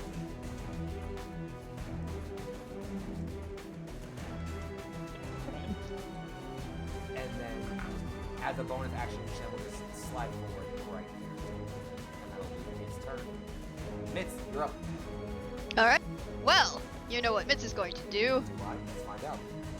Alright, now if the stupid thing would actually let me move. Hello? Map, please stop. Okay. Anywho, Mitz is going to slide over to... Okay. D20, roll 20, please. Roll 20, please. Roll 20, please. Not like this. Roll 20, please! Not like Not this. like this. Where are you trying to go? I'm trying to move my token over to Z. You did it. You were there. What happened? What do you mean? Over here? Oh, there. Aha, there we go. Sorry, my screen just like keeps like scrolling all the way It's to the okay. bottom. Everything's fine. Oh no. And Mitz is going to cast, Blazing Chariot. The classic. Through the haze of the void, off in the distance behind Tiffany you, broke. you will see this faint light begin to slowly brighten and brighten as these two steeds made of pure red-white fire dash into view, wheeling a golden chariot behind them. It slides, directly weaving between Shem's legs, coming past you, Wolf, and resting right here in front of Zanari and Mitz. The chariot awaits. Alright. So, if Z wants, I guess, like, can Mitz use, like, their bonus action to, like, help Z onto the chariot? I'd allow it. Alright, so, they get on the chariot, and the chariot just rises up 55 feet into the air. Alright, the chariot begins to rise. You'll see Shem just barely as it's still dueling with Wolf. just barely cut her eyes quickly up towards it and notice that, but then go back and forth. Anything else for you? All right. I think that's it, assuming roll 20 stops. All right. In that Stop. case, I am going to use a legendary action, and I need Wolf to make a quick strength save. It would be normally at disadvantage, but it's going to cancel out because your advantage is going to be flat. 21. Shems. 21? 22. Ah, boo. Alright. So, Wolf, you'll see Shem get both claws kind of into your hide and then bite down with her jaws. You're going to take that's 12 piercing damage, and then you're going to be thrown. It's going to be where's my D6? Here we go. It is 5 feet times 4, so 20 feet in a straight line. And anyone you crash into is going to take damage as well. Oh no. Well, at least we're 50 feet in the okay. air. It's gonna go straight back in a straight line, so your center mass will go. Like here? Yep. So I'm gonna say Mako can make a dex save. That's on the edge. I'll let him make a dex save to avoid damage. All right. Dex. 15 is close. Yeah, I'll allow it. So I'll say, Mako, you just, as you see this large, massive, flaming wolf careening towards you, you just sail to your left as hard as you can, dodging and rolling as hard as you can into the dirt, as Wolf just careens into the ground directly in front of you. And otherwise, that passes on to Mako's turn, actually. Oh boy, I am not close enough where I think I can get a good attack in, but I do have a crossbow. You can also prepare an attack so you get it when Wolf gets within range, so you can get sneak attack. You want it in the Yeah. carriage? Sure, I'll head to the carriage. Or I can shoot him with my crossbow. I think I might do that, because I think I can get in crossbow range. I don't know what that's really going to do against a god beast, but We'll have to find I out. won't know until I find out. What's the range on this again? You're definitely in crossbow range, no question. Yeah, right. I've got to... Sorry. Trick shot. Trick shot. I wish. I honestly, I feel like I wish there was some D&D class that let you use trick shots. Gunslinger. There it is. Like, because like I always thought it would be a cool like ability to have Yes. like control your like controlled ricochets. So I'll move over here because I think that's crossbow range, That's crossbow range. and Bow it up. I'll bow it up. I'll go bow-legged.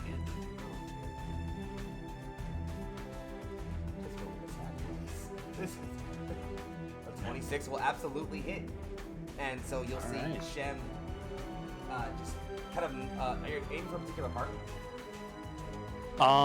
I'll aim for the shoulder on the side that I'm at, All right, it digs or like into the front shoulder, leg. and you'll see it just roll, but the multiple sticks in. It's definitely annoyed by that. It does take damage, but otherwise just kind of shrugs it off as best as hard as it can. All right, and then I'll use my remaining movement to head to the chariot. All right, you're now under where the chariot is now floating above. We're gonna pass it over to Solo. Oh, right. But before, Can I fly there with my boots, or is that too far?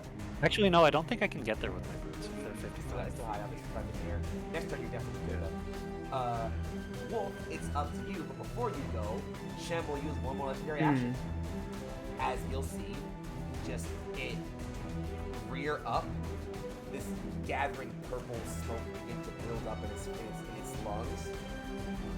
It begins to gather and feels like it's gonna release it, like just blare it out. But then it just swallows and holds it. You can see just whilst the smoke still rising from its mouth, and it's just glaring in your general direction all the way. Yeah, so first, I'm gonna do the last shifting thing I can do. As you see, whatever Wolf's hide looks like gets thicker and more durable. So I get 8 plus. Oh, what is it? Sorry. D8 Got to your it. AC, yes. Plus, well, it's a 1d6 plus a con mod plus level. So Well, that's numbers. yeah, I'm doing numbers right now. Big numbers. The numbers. Yeah.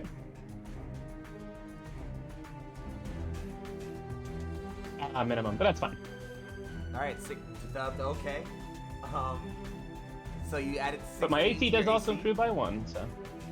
No, that's temporary HP. I Oh, only get okay. 1 to my AC. Okay, there we go. Fair enough. Well, Otherwise, that'd be way overpowered. yeah, Anyways, that's absurd. I was and like, then, okay, that's dumb. Okay, solid. and then yeah, Wolf's just running up and doing that again. Although I'm gonna try to do something interesting. So it's like Shem's mouth is closed, right? Yeah, but you're running up to him, right? Yeah. As soon as you get in front of him, Wolf's you'll see idea him is open it to- wide, and a tidal wave of black-purple energy will cascade forth. I am going to need everyone that hits this line I draw, which is going to be, yep, pretty much all of y'all. And it's a killer, so it's high enough I'm that those wondering people in if- the chariot are going to take saves too. Well, like my plan, and you tell me if I can do this before he throws us off, was to bite him on the nose and try and keep his mouth closed. Oh, you're gonna JoJo it? Can you give me a dex save? I'm going to say there's 2 possibilities based on how this goes. And you cannot roll with any advantage. Oh, okay. With a 20, very good. I'll say, yes, you can bite down on this. So you have your option here, Wolf. Either you can just avoid biting, you can go for the dodging, and then everyone just rolls normally. Or you can bite down on it. You auto-fail, and thus will take full damage, but everyone else will take half, or because Mako has the thing where if he has half, he takes no damage, no damage. Yeah, I'll take that. All right, let me get some dice. Do I still get that attack as a bite, Yes, or do absolutely. I need to use something else? All right. I added this while it was not my turn, so I just have to roll a button. Guardian Bolt Bite. Definitely hits. All right, so And then I get one more attack, which... Let me see how that goes real quick. Is the 19 hit? Does it go? the 19 does not. Sorry, All right. I'm wrong. Sorry, that does. I'm wrong. That does hit. Okay. So I'm actually gonna have to have him roll me 2 strength saves. The bite knocks him prone if he fails, and then the swipe is also going to be a tripping attack, so it may also knock him prone. He also takes 1 additional damage for the tripping attack. Wolf, big boy. He hurt big. Really big. Actually, just look at my math. Easy. Okay, nice. And so that happens. You manage. So yeah, Wolf, you run up, clamp your jaws down on Shem. The first attempt you try to knock him prone fails actually, as he rolls a 21 on that one. And he kind of shakes him, but as you kind of try hard, you drag both of your claws down him and try to pull him down further to see if you can trip him over. A lot worse on that one. What did he do? Damn. I believe it's supposed to be based off of his strength, which is now 22, so, 18? Ah, well then he fails. Yeah, so you manage to finally bash him and knock him prone. That angles his mouth up a little bit, and disoriented, he shakes his head, and then fires off that blast of energy. You take the brunt of it as the rest of it washes around your friends. So Wolf, you're gonna take the full load of 33 necrotic damage. The rest of you will take half that. Wolf isn't blooded yet, he's fine. Ploy, not you, you're fine. Okay. Ploy, you just saw Ploy's that just happen. minding his own business. Plays over we here don't like, get a we holy don't get a shit, save that on was that. scary. No, you all just take Hold half up, damage. how much was it? Mako, you take none because you take half damage. You take no damage because you pass dex saves, yes? Yes. This counts as an auto pass for you, so therefore you take no damage. Zenari and Mitz, though, you will take half of 33 damage. It's like 16 if we round down. Yeah, I always run in favor of players, please. So 16 fine. Anything else for your turn, Wolf? That's all he's got, so nope. Play it up. All right. First thing Play's gonna do is come a little bit closer. I also just remembered. Do I still have the thing with the fire breathing? Yeah, if it hasn't been 10 minutes. So yeah, no, you still got it. How long did our How conversations take? how does that work and how An far? eternity how and no close- time at all. So it's from memory. I know it's a 30-foot cone, but let me get the rest of it. Okay. In that case, I will hold off on that. Oh, okay. You can't get any Meantime, closer. What I'm gonna do is Floyd's gonna call a friend with Summon Beast. Does that work in other planes? That's a good It question. just brings different creatures when you do it, technically. Void beast. Hello, You know, Void Beast of Another god beast shows up. Well, go ahead This and roll could go me a poorly. D20, I guess. All right. Okay. 18. What? Looking promising. Okay. Could you roll me like 8 real quick? Okay. 3. Okay. So in the distance, you all hear this loud cawing sound, a loud braying call, like a large bird, almost. And this shadow soars directly over you all.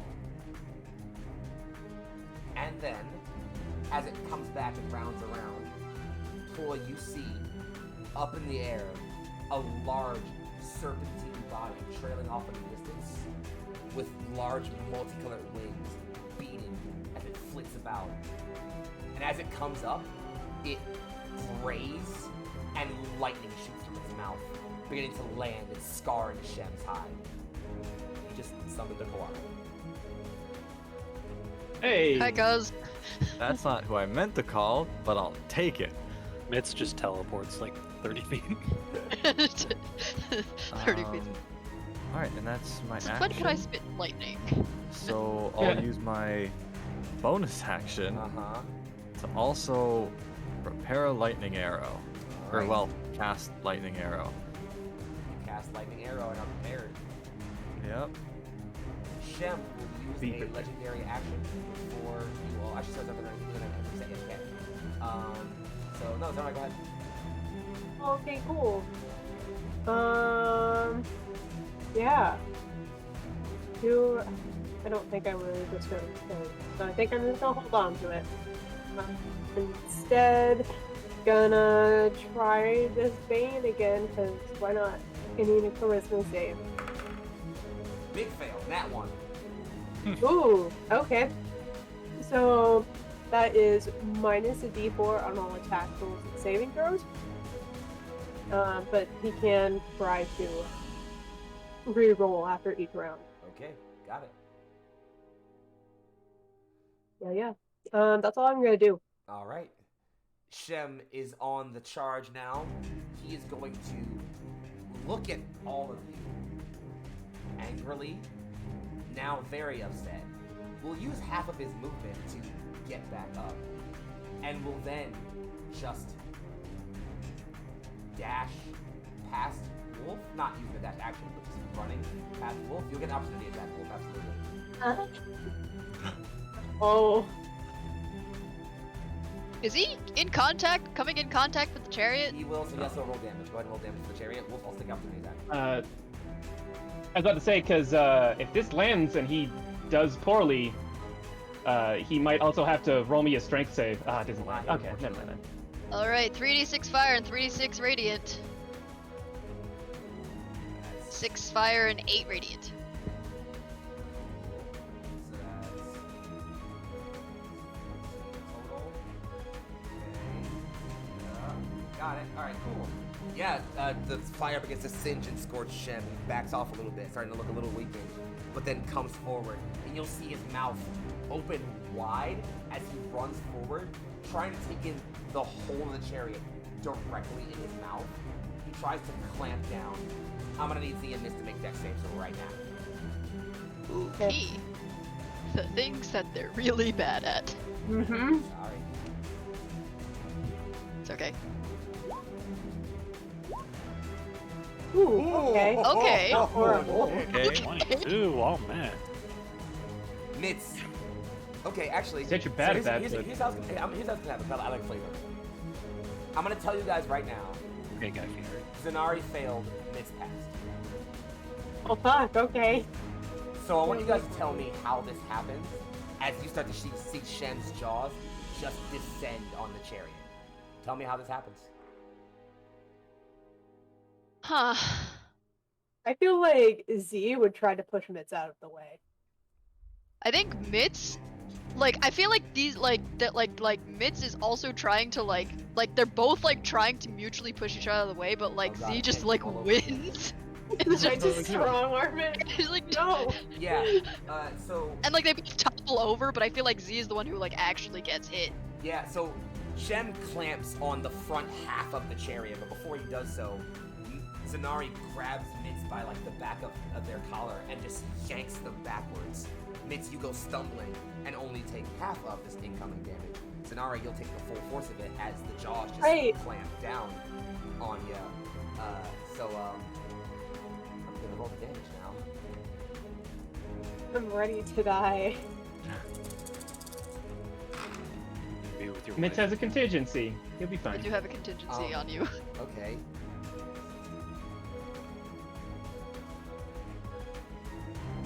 $31 piercing damage to you, Zanari. Oh, okay, I'm fine. Oh wait, no, sorry, plus strength bonus. So 40 total. Because plus 9 strength. Still alive?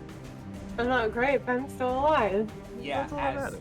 just Mitz, you just watch as a single dagger tip tooth just shears through Zanari's shoulder, briefly pins her to the chariot, and then Shem just breaks up and just like shakes off his head. You see that he just like shake right out of her shoulder. It's definitely bleeding. It's like, Dempsey! It's either you or me, and I was gonna take that hit. It'll then you'll see Shem bring up his back haunches and with her rear legs just kick out at you. Wolf does a 19 hit you. Which, Well, give me a second. by the way, so you got within 5 feet and you also did a melee attack against someone in it, right? Uh-huh. Well, it's technically a deck save. So Shem I'll needs to count take it. So another. I'll take damage again. Go ahead and roll damage again. It's fine. Yeah. Sorry, it's a 36 every single That's fine. time So, you. Wolf, is that are you? Where are you at? How's So, it would hit, but Wolf's tail lashes out and bats it away, because that's a thing I get to do as a reaction with the tail. That's why I There you picked go. it. I forgot it last time. Yeah, and So I added a In 5 to addition my your AC, so attack no of way. opportunity, yeah, Shem will just. Oh, I turn- guess I did take the opportunity. Never mind, it would have hit me. I forgot. Oh, right. I did yeah, take you that correct. opportunity That's attack. true. Alright, never mind. Yeah, it hits me. Okay, so then leave for damage. It's not that bad, thankfully. Don't worry. Just. Just 15 60, 20.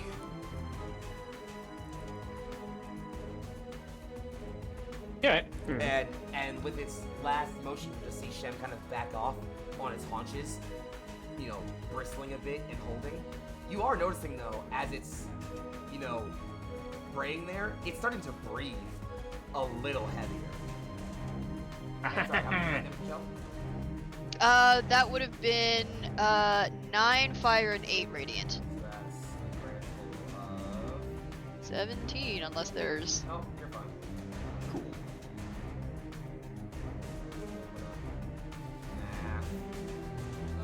Nah. Our greatest nemesis.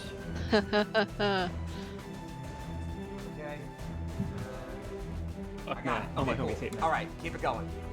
That is the end of Shem's turn. We're gonna go ahead and pass it over to you, Mitz. Do it. All right.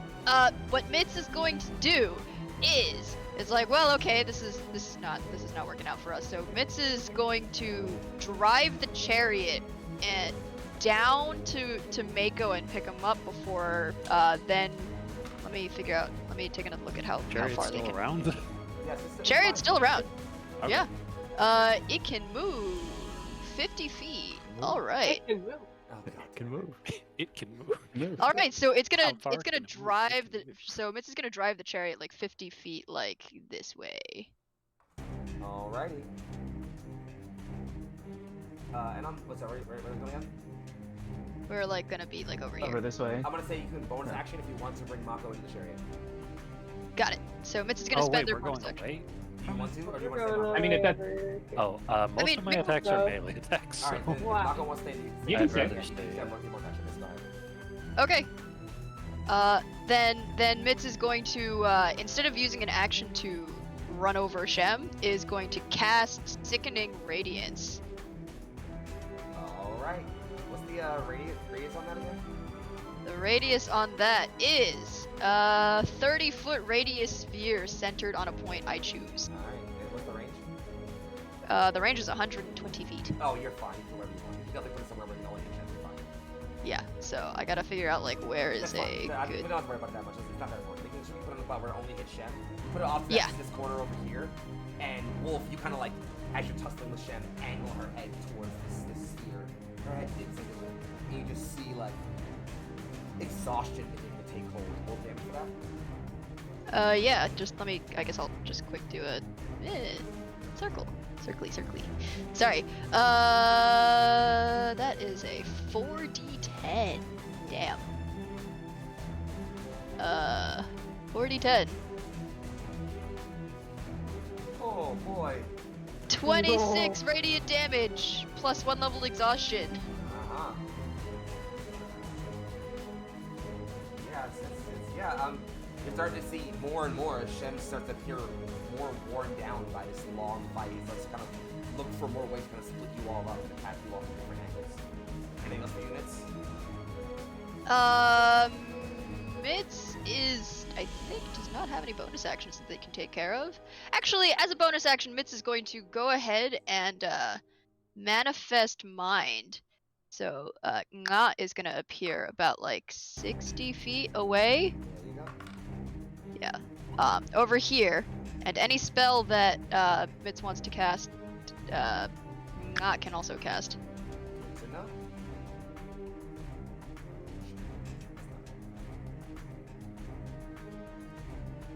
There we go. Alright, anything else? That's it for Mitz. Mako, do it. All right. I am going to use my winged boots to try and fly on top of Shen Okay? and get behind him. All right. Do I need to roll or can I just do that? I'm gonna say dexterity check to see if you can land without hurting yourself. All right. Dexterity or acrobatics? Acrobatics.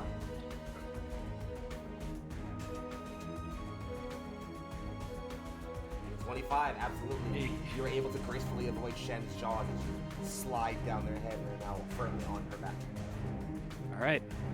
And then I will use my a hand dagger and take a swing. Little dude on top of this giant cannon. Stab! Yeah, Does a you 20 you drive your dagger down into the side and pierces straight through and you see Shen just bristle a bit as it hits the floor. Go ahead and All right. activate that product. All right.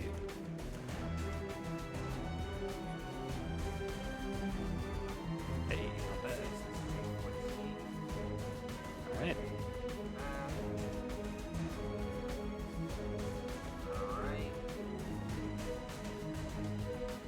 Alright. Yeah. And because of Wolf's presence there, I'm going for a sneak attack. Sneak attack it up. 17. Another 17 damage. Yep. Yeah. As more and more, as you guys keep weathering attacks into this large panther's hide, Shem appears to look more and more slightly worn down. Is that the end of your turn, Mako? No, it is not, because because I'm just in such a bad mood today. After I've hit it with my dagger, I'm gonna use my martial arts and attempt an unarmed strike Do it. against the giant cat. Start punching cat god. Fuck you. The 19 will hit. 19 absolutely. hit. For 5 more 20 damage. No question. As you're tapping it, you're just about punching it in the side of the head. You're like, you dumb cat. Fuck you, cat. And yeah, just you can see Shem trying to like swing around a paw or even her tail trying And to you slap frog. at you, but that's not working. Wolf, before your turn goes, you'll see Shem peel back and roar so loud that it shakes the entire cavernous area you're in. A wave, a pulsing wave of this energy will start to blast out from all around you in a radius. And I'm gonna need, yep, that's just about catch. Not everybody. Everybody. You might be safe. But everyone else is gonna need to go ahead and give me a con save. Oh. I I'm have so good at advantage. those. I'm not good at them. Oh. AZ! Wow. Thanks, that's- advantage. All right. So well, much. the two passes are going to take half of this. The two failures, Okay, so good. Mako and Floyd, are going to Uh-huh. take this on the nose. So is this an attack or is this a It's special? special reaction. Okay. It's a save too, but I Yeah. believe that you can uncanny dodge any damage, right? Uncanny dodge is sorry, I always get them mixed up, but yeah, uncanny dodge specifically says attack. Gonna be 23 necrotic damage to everybody that was taking it, half as much to those who passed. Cool. Okay. Wolf, whenever you're ready, Shem locks eyes with you and stares down his her would-be killer. So talking about Mako doing a lot of damage, stabbing, Wolf's gonna try and help that out. So I'm gonna do a big old claw attack real quick. Do it.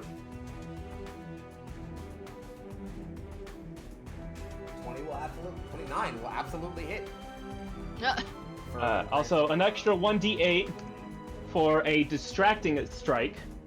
So, little extra damage there. That's 17 plus 16. Yep. And then instead of taking his second attack, he's gonna forego that and use his bonus action. And yeah, I think in this form, Wolf can speak because Guardian Wolves can speak Common, There you go. and it would be very much a sign to Mako. And he's like, "Stab her!" And Mako, you get to use your reaction to stab her, and you get an right. extra 1d8 to the damage too, and you can get sneak attack because you have advantage at this attack. Alright, well, go ahead and stab her. Does 19 hit. 19 absolutely hits for 10 more piercing damage. Right. And then you said I get an extra d8 to that attack? An extra d8 to the damage, and your sneak attack also triggers because it's a new turn. Go ahead and roll sneak Yeah. attack and also roll your the extra d8. There's the 8. Sneak attack is Sneak attack is 14, 18 total. Doing that real quick. a lot of 1.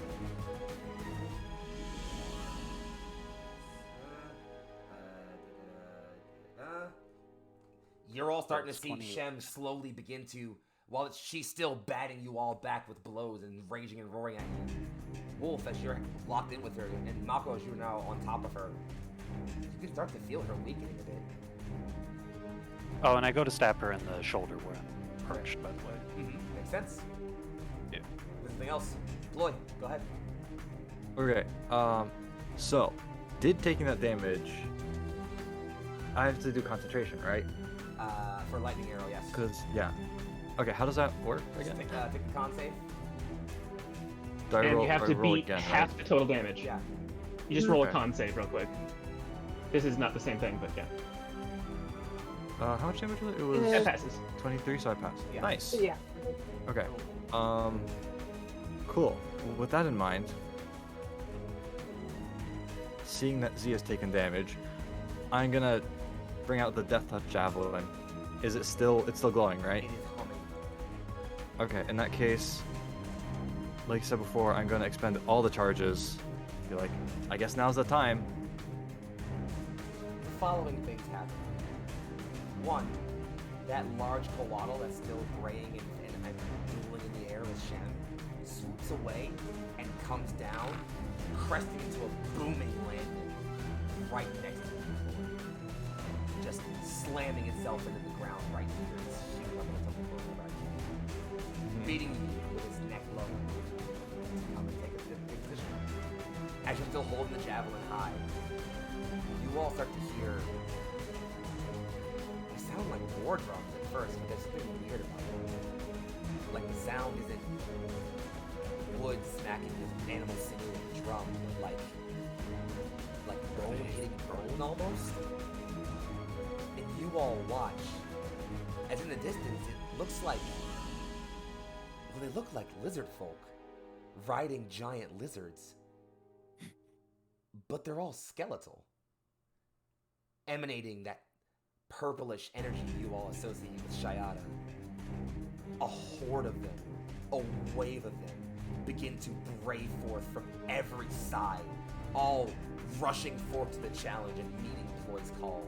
They begin to throw javelins that stick into the side of Shem and have large chains attached to them, and they pull down, beginning to restrain the legs of the massive beast. Ploy, go ahead and roll me 4d8 damage, please.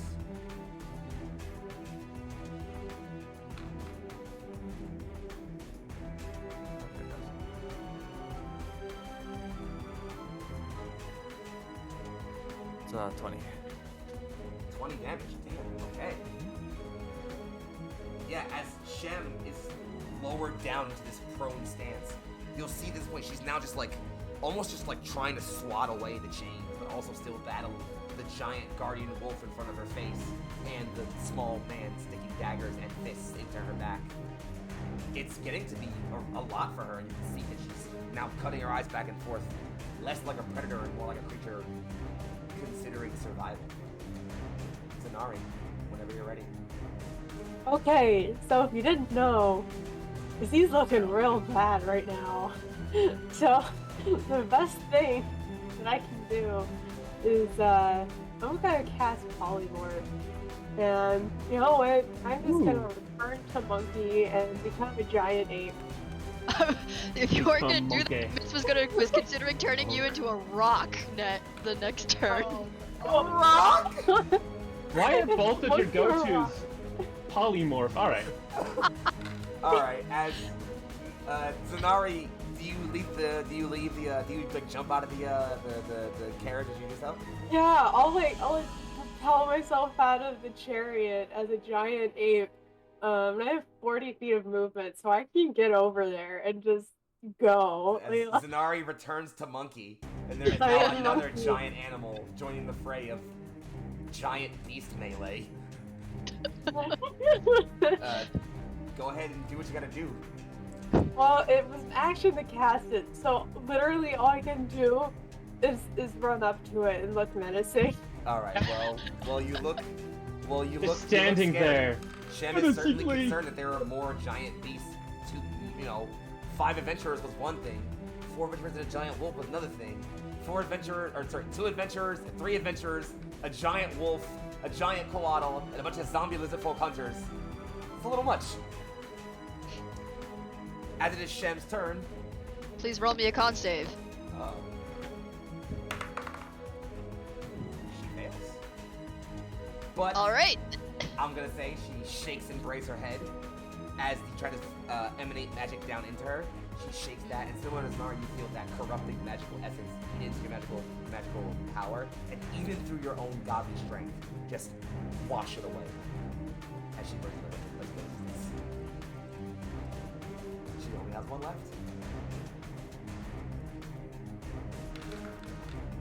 Sorry, anything else, Fitz? No, that's what that does. Is she's in sickening radiance, so she better. Oh. Well, in that case, yeah, she's gonna pass. Just burn it, pass the save for that. So does she take any damage at all? No, she saved. Okay. So it's. Well, that's that then. On which case it's her turn. Try to see if a thing recharges. Does not. So she's gonna just start batting around with the claws. The first one, she will, I guess, just swat at Wolf, the largest target currently. Wolf does 19. It would, but now I do have this reaction. There you go. And I get maximum AC, so for the rest of the turn, I think it's actually until the start of my next turn, I have now 26 AC. So that does not hit. So Shem Okay, you're will... just a dragon now. Right. Yeah! I got a big spiky tail and just comes down and bats away whatever attack she's doing and goes, no. She'll Meanwhile, I'm just shadowing the Colossus. She'll turn now, Yeah.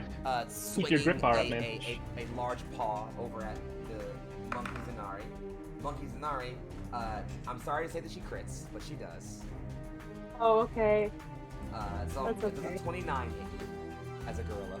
Yeah. Yeah, I actually have the same AC as a giant ape as I do as an orc. Oh no! 12. I just have significantly more HP. I have like double the HP, which is kind of How's your health looking? Let's see. It's a shame that the cloak doesn't. Plus 5 does not help your AC. Sorry. Plus 5. 27 bludgeoning damage, double. Oh, okay. I'm fine. And then with her last attack, I guess she will try and once again bat at wolves. That's 28 AC. She rolls a 19 to hit. You can try. Nah. So yes, she does. Oh, that's before bonuses. Alright, never mind. Yeah, she actually What's her directly bonus? meets your AC. Ah. So I am going to go ahead and have her roll damage. This much. Let's see, that's 10 plus 6 plus 2. That's 18 plus another 9 for a grand total of 21. Yeah, 21. Wait, hold on. No, 18 21. plus 9. I can't do that. 18 plus 9 is 27. There we go. I can't do that. You're 27. Here's 27. bludgeoning damage, yes. Alright. I mean, Wolf was bloodied just before that, only barely, so he's still okay. And then you'll just see, as an ending to her turn, as she sort of recognizes she's back against the wall, you'll see Shem flex her claws, and the large nails and also her shining teeth begin to glow with this bright purple light. As you can all feel this sickening void magical energy begin to emanate from every movement she makes. Go ahead. It's Mitz's turn then? It sure is, Mitz. Do All right. the things. So Mitz is currently concentrating on keeping Sickening Radiance up. So what they're gonna do is they're gonna pull out another one of their scrolls. It's a scroll of Tasha's Mind Whip, cast at 3rd level, and is just going to let it rip. Alright. Shem, please make a intelligence saving throw. I'm gonna assume that an 8 is a fail. Yeah, that's a fail. Well, do the thing. Alright, that is 3d6 psychic damage. Wait, Roll it. actually, no, there's a blah blah blah blah. Nah, okay, 3d6 psychic damage, and you cannot take a reaction until the end of Shem cannot take a reaction until the end of its next turn. Plus, on its next turn, it must choose whether it can move, take one action, or a bonus action. You only get one of the 3. Alright. Good. As the mind whip lashes out and bashes into Shem's head and tries to shake it, and see if he can try to gather herself. She's very shaken and woozy now. We're gonna pass it over to Mako. Alright, I am going to continue with my original plan, which is stab, stab, stab. Well, let's do it then. Stab. 29 hits, it's a quick crit! Sorry, Double I everything. don't, Sneak attack I don't crits. run crits that way as like just a bonus die. I run crit just as just your damage roll doubled. So your damage roll was the 8, so I'm gonna double that to the 16 then. Okay. But it also applies to the sneak attack damage you're about to Exactly, so roll. go ahead and roll sneak attack damage, double that as well. Alright. Thanks. Thank you. 21 double. 21. It's a 42. Oh, what a lovely Doubles out number. for 58 damage. Answer of the Alright, freaking and universe. you know what? I'm still gonna punch Shem in the Punch shoulder. away. Hit the punch. Punch Why not? Stab. Does a 17 hit? Alright. Nice stab. I do not have advantage. Alright, in that Unless case. Wolf can do something. Alright. Then I No, will go I can't ahead. do that as a reaction. Oh. Alright. Shem has no reactions. Alright, Woohoo. let me jump this stream. The legendary actions don't count as reactions, Ooh, unfortunately. that's true. Nope. Don't worry, she's probably gonna be one of those. But first I'm gonna take this damage real quick. So that's what, 58 damage or math real quick. 16 plus 4 is a 20 plus 42 is 62 damage total. Wait, we're getting an extra 4. Ah, yes. Okay, Oh, right, No, that, I got this. you're correct. He's got it. I'm not good You at do the math, math. I'm trying here, okay? I was looking at the piercing plus 4.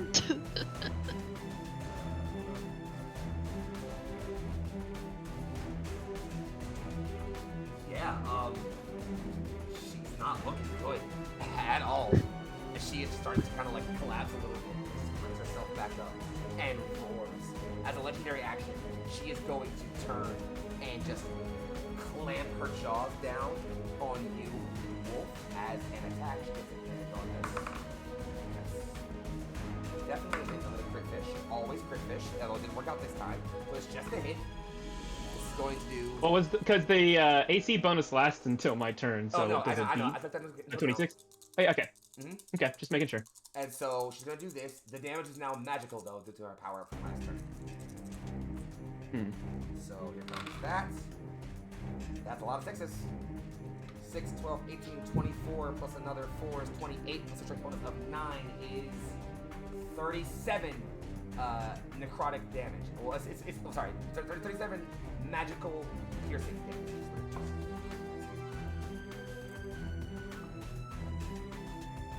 The magical nature of it doesn't matter for rage. I still have. It's just any piercing, slashing, or bludgeoning at all. Oh, Okay, well, over there, big dog. Wait, really? Yeah, rage is just any of that kind of damage. Interesting. Well, there you go. It doesn't say non-magical, it's just all of that. So, because it's not like he has a magical defense, he just doesn't care. Fair enough. Man too angry to die. All right. Well, that's her legendary reaction. So it's gonna swing around to you, Wolf. Go ahead. All right.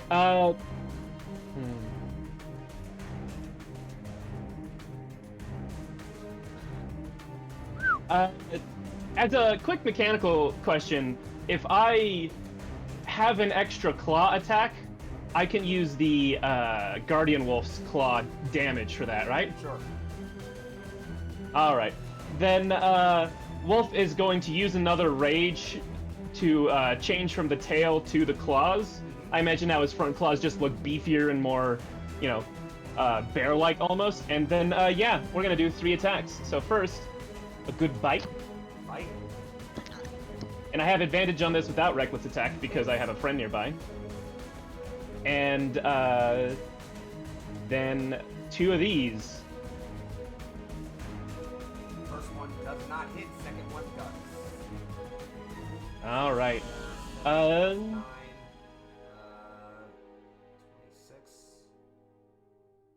And I'm going to add a tripping attack to that last one. Sure. And then D8, yeah.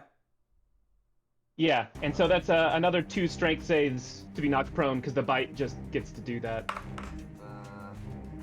That's how that works.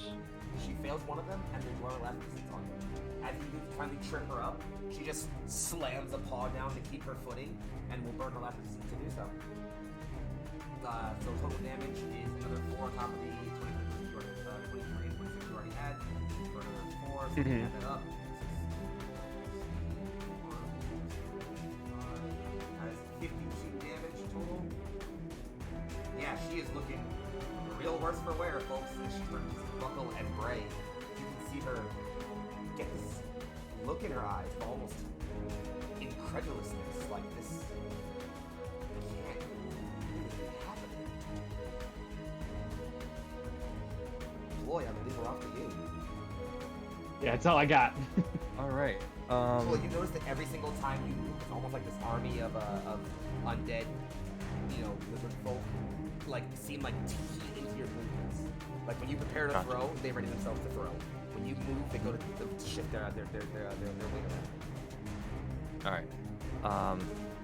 In that case, got to do a bit of a shuffle first to make sure they're actually matching my movements. But following that, Yeah, okay. I'm gonna command the Quaddle to attack. It brays and rushes forward, shooting out lightning at Shem. Shem is like now just like barely weathering away the blow. It comes up like it's about to just clamp down its beak on Shem's neck, but it's waiting for your order. Okay. Considering we got a person on top of Shem and somebody behind them, and I still have my what do I call it? My javelin still charged with lightning. If I throw it, can I place it in a spot where like nobody else gets shocked? I'm gonna say as you're flying and it's coming straight down, it's definitely thin enough you could, yes. Okay.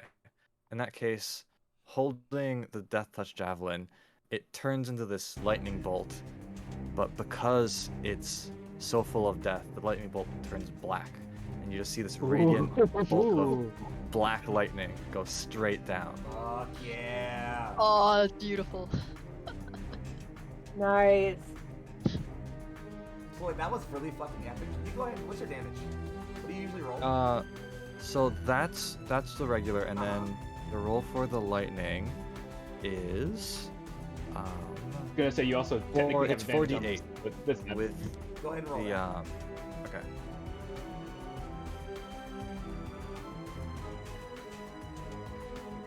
No, you don't. Never mind. But anyways, doesn't matter. 15. The 4d8 is 15. Yes, plus the 11. And then I'm gonna add in the Quaddle's damage as well. Sorry, give me 1 second. You always know, right? Dice, no. Boy, Yep. wait to say this all campaign. Tell me how it happens. All right. Well, you already know part of how it happens. Mm-hmm. But Ploy flying up on the back of this Quaddle, you see that black lightning bolt go straight down and just straight through the back of Shem's neck, and it just bores this hole straight through it, and you just see the body twitch with black lightning as the energy of death is twitching all of its muscles. Shem's eyes, as they glaze over in death throes, as it begins to twitch and writhe against this necrotic lightning eating through it. It slowly begins to fall over. You start to hear it almost mule, just crow and bray, pained and angry. It lashes out at you, Wolf, but its claw isn't strong enough. It doesn't pierce your skin. Zanari, it turns and tries to bat at you with its other claw. That claw skids to the ground just short of your large gorilla form. Its head swings around, tries to snap at each of you. Mako, the force is enough that you slide down its neck in front, off of the front of it. It roars and brays, slamming its hands forward, still trying to reach out at you, lashing out, angry and afraid and unsure. And as the lightning finally takes its final course, coursing through it and bringing it to a final end, Shem, Herald of the End, the last god beast, falls over, thudding onto the ground, letting out a single breath from its large jaws as the light dies in its eyes. And you all find everything returns to stillness. It's like reality begins to quake around you a little, immediately almost. Spells fluctuate. Mitz, your chariot, lowers itself to the ground and dissipates in flames. Zanari, your polymorph wavers back and forth between your true form and your appearance and finally settles back on your form. You can all see just how battered she looks. Wolf, it takes a minute, and you slowly feel that power just seep, not out of you, but just deeper into you, just becomes a part of all that you are, that energy your tribe folk and people bequeath to you, just becoming a part of your own strength. a god is nothing to this feeling. You return back to your normal self. You all settle in amidst the quiet. And it doesn't take you too long before you realize you did it. Shem is dead. The scene is yours right now, my loves. You guys will let me. I think Wolf sort of comes back to his regular form, and he has these gauntlets on his hands. And as much as he was full of rage a second ago in this giant thing, he's probably looks almost solemn. And I think that Ploy, you would recognize this because you've been like hunting with Wolf before. But he ends up. I mean, normally he would kneel, but this thing's so big he doesn't have to. He's just sort of like laying next to it and puts a hand on it. And in Druidic, actually, I think he would say, Shem, Herald of the End. It's been an honor hunting you.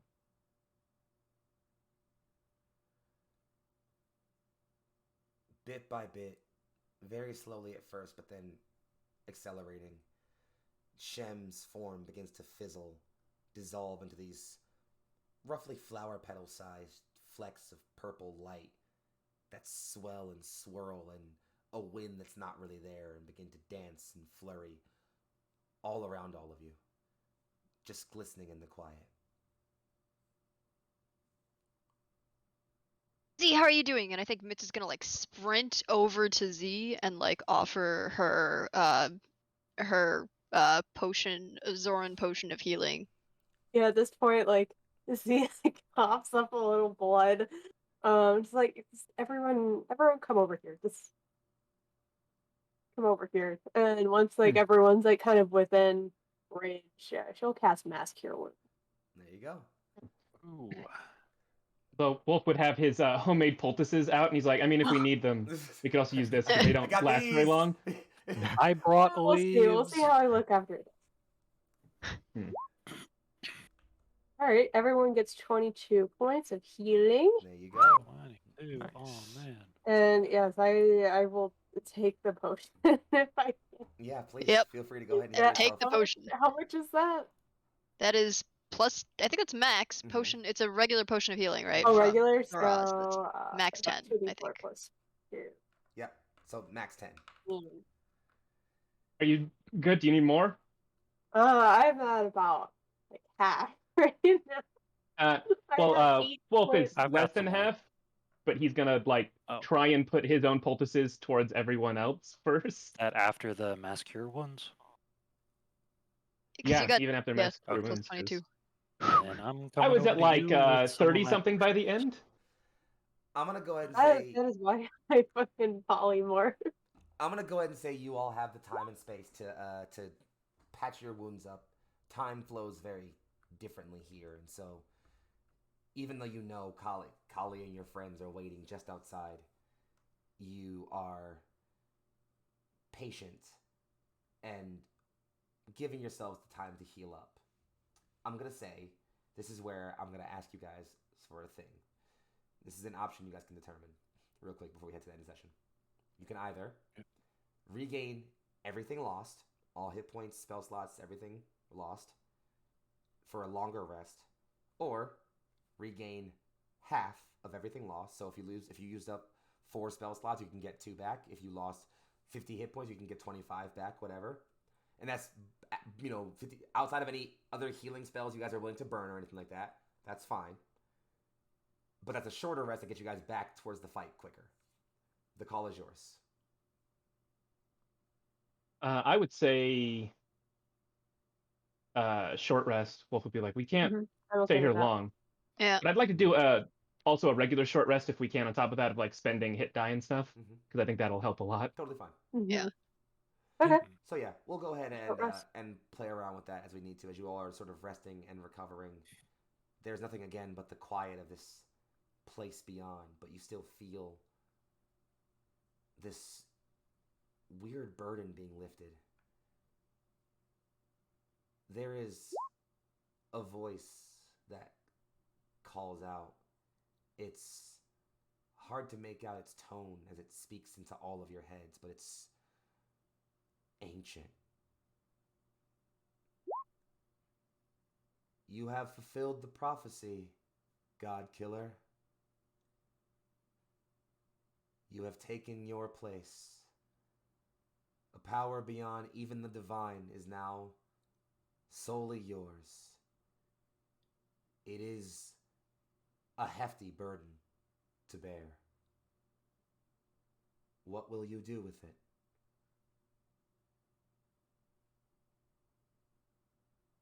Wolf's gonna look around to see if he can see the source of that voice, because he doesn't just proclaim things into the sky. In the distance, just out behind that curtain of stars, so big that it would overshadow galaxies, there's this shadow of a figure with a pair of eyes, just looking down at all of you.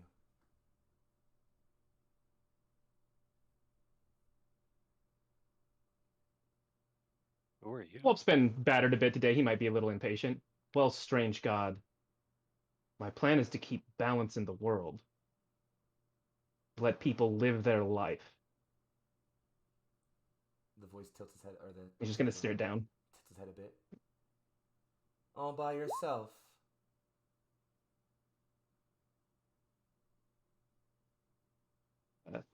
There's a bit of a smirk, and, well, I'd like to see you stop me.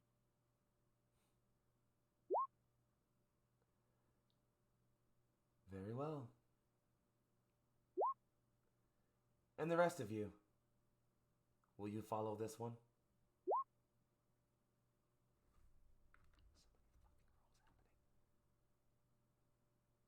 Oh no. Did you? Oh, Wait, Hello? I'm confused. Foxxii? Yeah? Can you hear me? Oh, Oh, okay. okay. No, it's just you said something and Yeah, it- sorry. I didn't Try hear again. anything of it. And the rest of you, will you follow this one?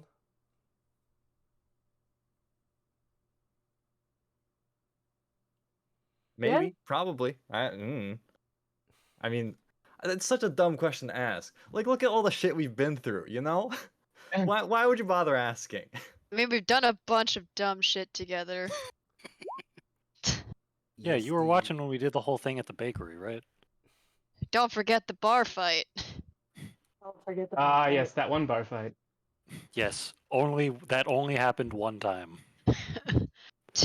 Okay, look, man, that was just the most memorable one to me. Like, there have definitely been plenty of bar fights, but Enough!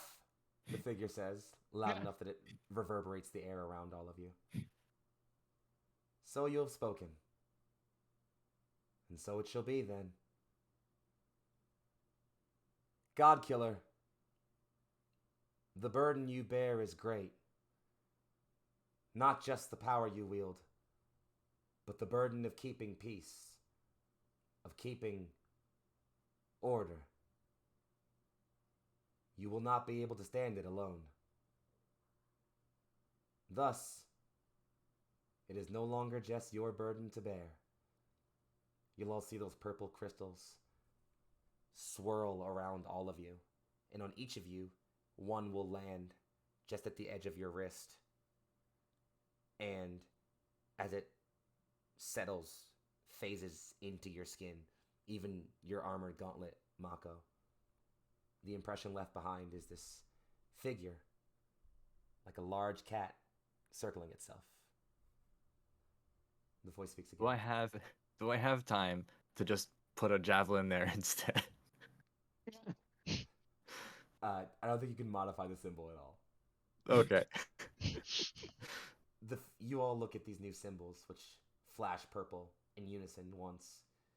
And the first thing you notice is that whenever you try to, if you want to, you can all speak telepathically now. Secondly, you all just feel your bond and your powers strengthened.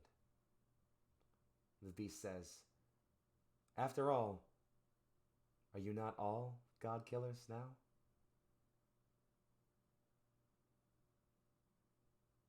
Yeah, I guess we are. They're like transitive property.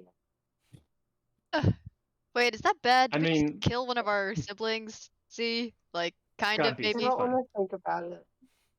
More like a niece, I guess. You I have think that not makes the it time to worse. think on these things.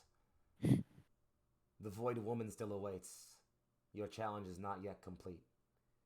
You have one last adversary to face. I will be watching from here. By your belief, Kali must be stopped. By hers, her path is the only way. Which will prove superior? I will be here to watch. What's your name? You've all seen me a few times, in a few different places. Never here before, but elsewhere.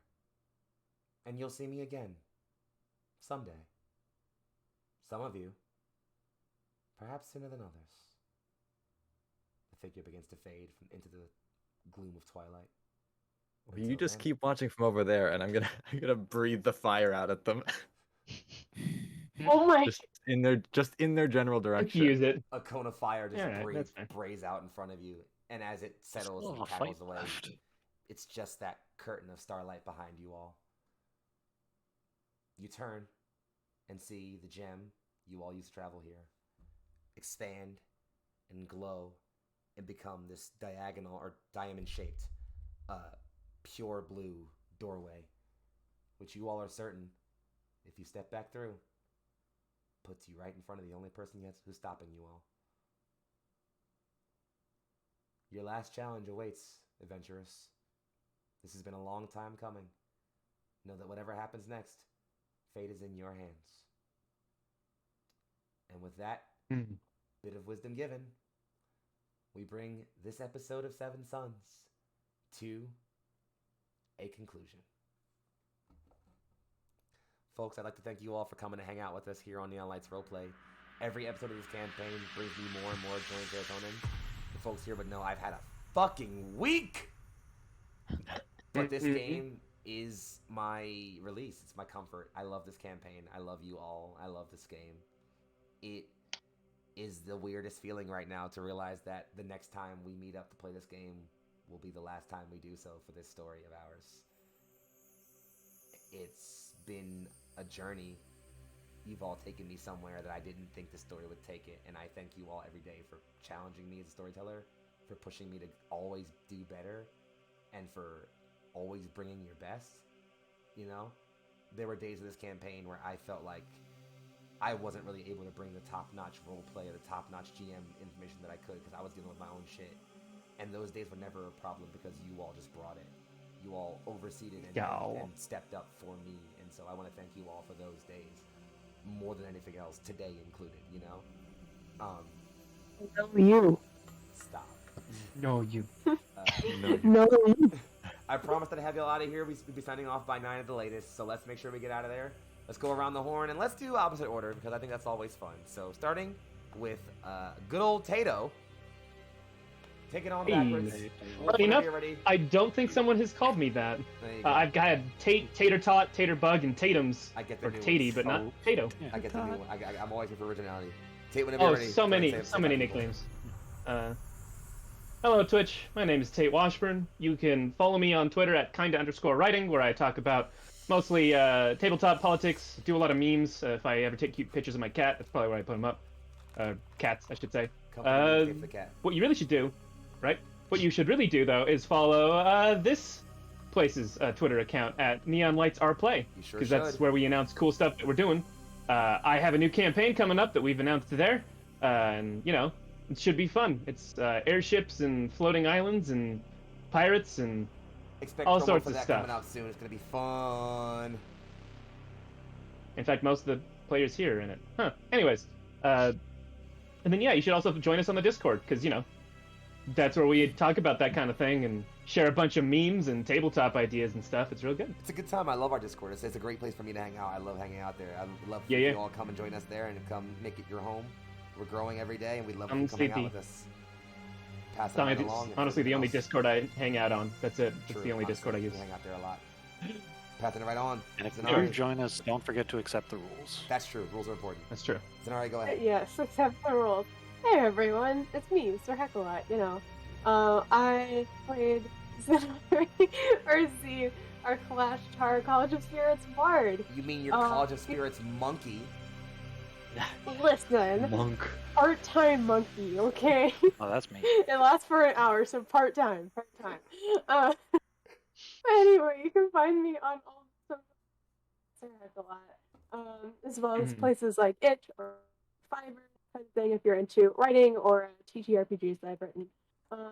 Where else you can find me playing TTRPGs is over at TPK Roleplay every other Tuesday and Thursday with our Oathsworn, Odyssey of the Dragon Lords, and Queen's Gambit Tyranny of Dragons campaigns, respectively. And then the finale of this campaign, just like super sentimental because this was my first Neon Lights game. Like, Mhm. oh my god, my heart. And you're still yeah, here. Yeah, I know, I'm right? still here.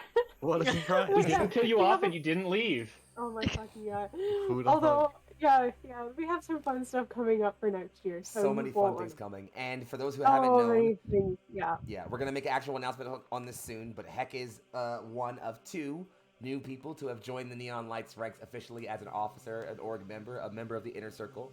So not only will you see more of her around for campaigns, maybe running some stuff, who knows? But even more than that, you're gonna see plenty of graphics. If you see those Twitch panels already down there right below you, those are all her work. You might see some promo art from her, some other stuff. So stay tuned, because Heck is a member of our family now, and we are so very happy to have her. I guess And that's all I got. fair enough. Keep it passing right on along. Lucian, go ahead and say goodbye to the people, boy. That's me. I'm Lucian. I played Arbor Play, our lizard folk that likes to throw things. Throw stuff. I'm in the Discord sometimes, and that's about it. But yeah, it's been it's been so much fun. I'm so glad, Lucian. As the person who kind of made this campaign low-key happen, I'm super glad that you've been having the most fun here, because I've been wanting to get you in a long-term D&D campaign for the longest time. So to finally, honestly, with you and Dan and Michelle, to finally get us all through a story finally is exciting, and I'm glad to finally have it happen. Imagine Next step is to get Bonnie involved. True, that's the dream. One day. Imagine one day. making it through a campaign. Imagine making it more than 2 sessions into a campaign. All right, you don't gotta add me. right? Goddamn. All right, I'm doing better. All right. Any case, moving on beyond that, Michelle, take it away. Tell everybody where you're from. It's Yo. Alright, it's me, Michelle. I don't social. nope, she doesn't at all. It's not real. Caller has no time for social media. At all. Yeah, It is not social in She's too any busy way. pondering the orb. I still do not understand that. You don't have to. Almost You haven't pondered the orb enough It's to not a meme understand. meant to be understood. but yeah, I played Mistone Quaddle, our Quaddlefolk wizard. I keep in my head thinking Wizard Folk Quaddle, and now I'm actually saying it correctly whenever I do that, I'm which so is proud of you. huh. Cool. Alright, you can find Good. me here. This week on Thursday for a Blade's Will, because I am sorry viewers, but we were gonna do it last week, and then I kinda fucked up and didn't post the You didn't. whatever. It was my fault. Anywho, we will These have people it. keep blaming themselves. It's fine. That's what we did. Okay, we have a problem. We acknowledge the problem, but we have a problem. But anywho, Thursday, Blades Will. It is the Alliance of Heaven, not the Coalition of Steel, and it is going to be I have plans. Mm-hmm. I have plans. Within I'm not sure if that's plan. ominous enough. Plans Anywho. within plans. Wow. That's it for me. All right, and then I guess, of course, last but certainly not least, Dan, go ahead and bring us home. All right. Is it certain though? I'm Hi, certain. I'm Dan. I played Mako Sky, the possessed rogue floating suit of armor who really likes punching giant purple cats, apparently. There you go. If you want to see more of me for some reason, you can find me on Twitter at LandTheDan. And I will be probably back here eventually at some point. Don't you But worry. I'll definitely be back here for the last episode of The Seven Sons. Date and time to be announced. Don't worry. And, for whatever it's worth, I'll be heading to PAX Unplugged next week. So if you want to... Okay. If you're such a fan of our channel that gets 5 viewers on average, while there's 5 of us on stream, Hey, I mean, That's that right. you want, you can come up and say hi. I'll be the tall dude with the glasses and the lemon mask. and if you're in Philly for PAX Unplugged, hit me up, because I live in Philly and we can hang out. Any case. Hey. Hey, you want to hang out? Speaking of which, if you didn't know who I am somehow by now, folks, I'm Young Foxxii, aka Big Foxy, also known as your favorite fox. I can be found on the Twitter sphere at Witcher. BIG_FOXXII. I dunk on right-wingers. I slay fascists. I have a good time doing it. You can come along for that. Like Tate said, we have so many new things coming on. So Heck said next year's going to be a dope year for us. We have lots of campaigns coming up. My next campaign, After the End, which is going to be trippy as fuck, is coming up soon in a few weeks. So be ready for that. Outside of that, lots of other things going on. The campaign that I'm running once this comes to an end is already in its setup phase. I got my players for it. At least one or two are here. It's gonna be intense, and I'm looking very forward to it, and I can't wait to make it happen. So yeah, we got a lot of fun things happening, and then thank you guys all for coming along and hanging out with us. This has been fun, and we like hanging out with you guys a lot. Let's throw our raid over to our dear friend Arc Nat 20? Dragon's Breath, Oh, is he live? who is Or- live, just chatting, Yeah. hanging Oh, out with that gorgeous hair of his, Yeah. looking as You cute as he wanna always do- does. So we're gonna go You through don't all want to some do love, Ollie, say and hi. we can make. You don't want to do Ollie, and we can make Kali Peach Senpai jokes. No, we can do that later. That's for the finale. In any case, we're gonna go ahead and throw our raid over to Arc Dragon Breath. You guys have been awesome. We've been Seven Sons and Neon Lights Roleplay. Thank you for having a great time with us. We will catch you back here in 2 weeks for the finale. It's gonna be hype.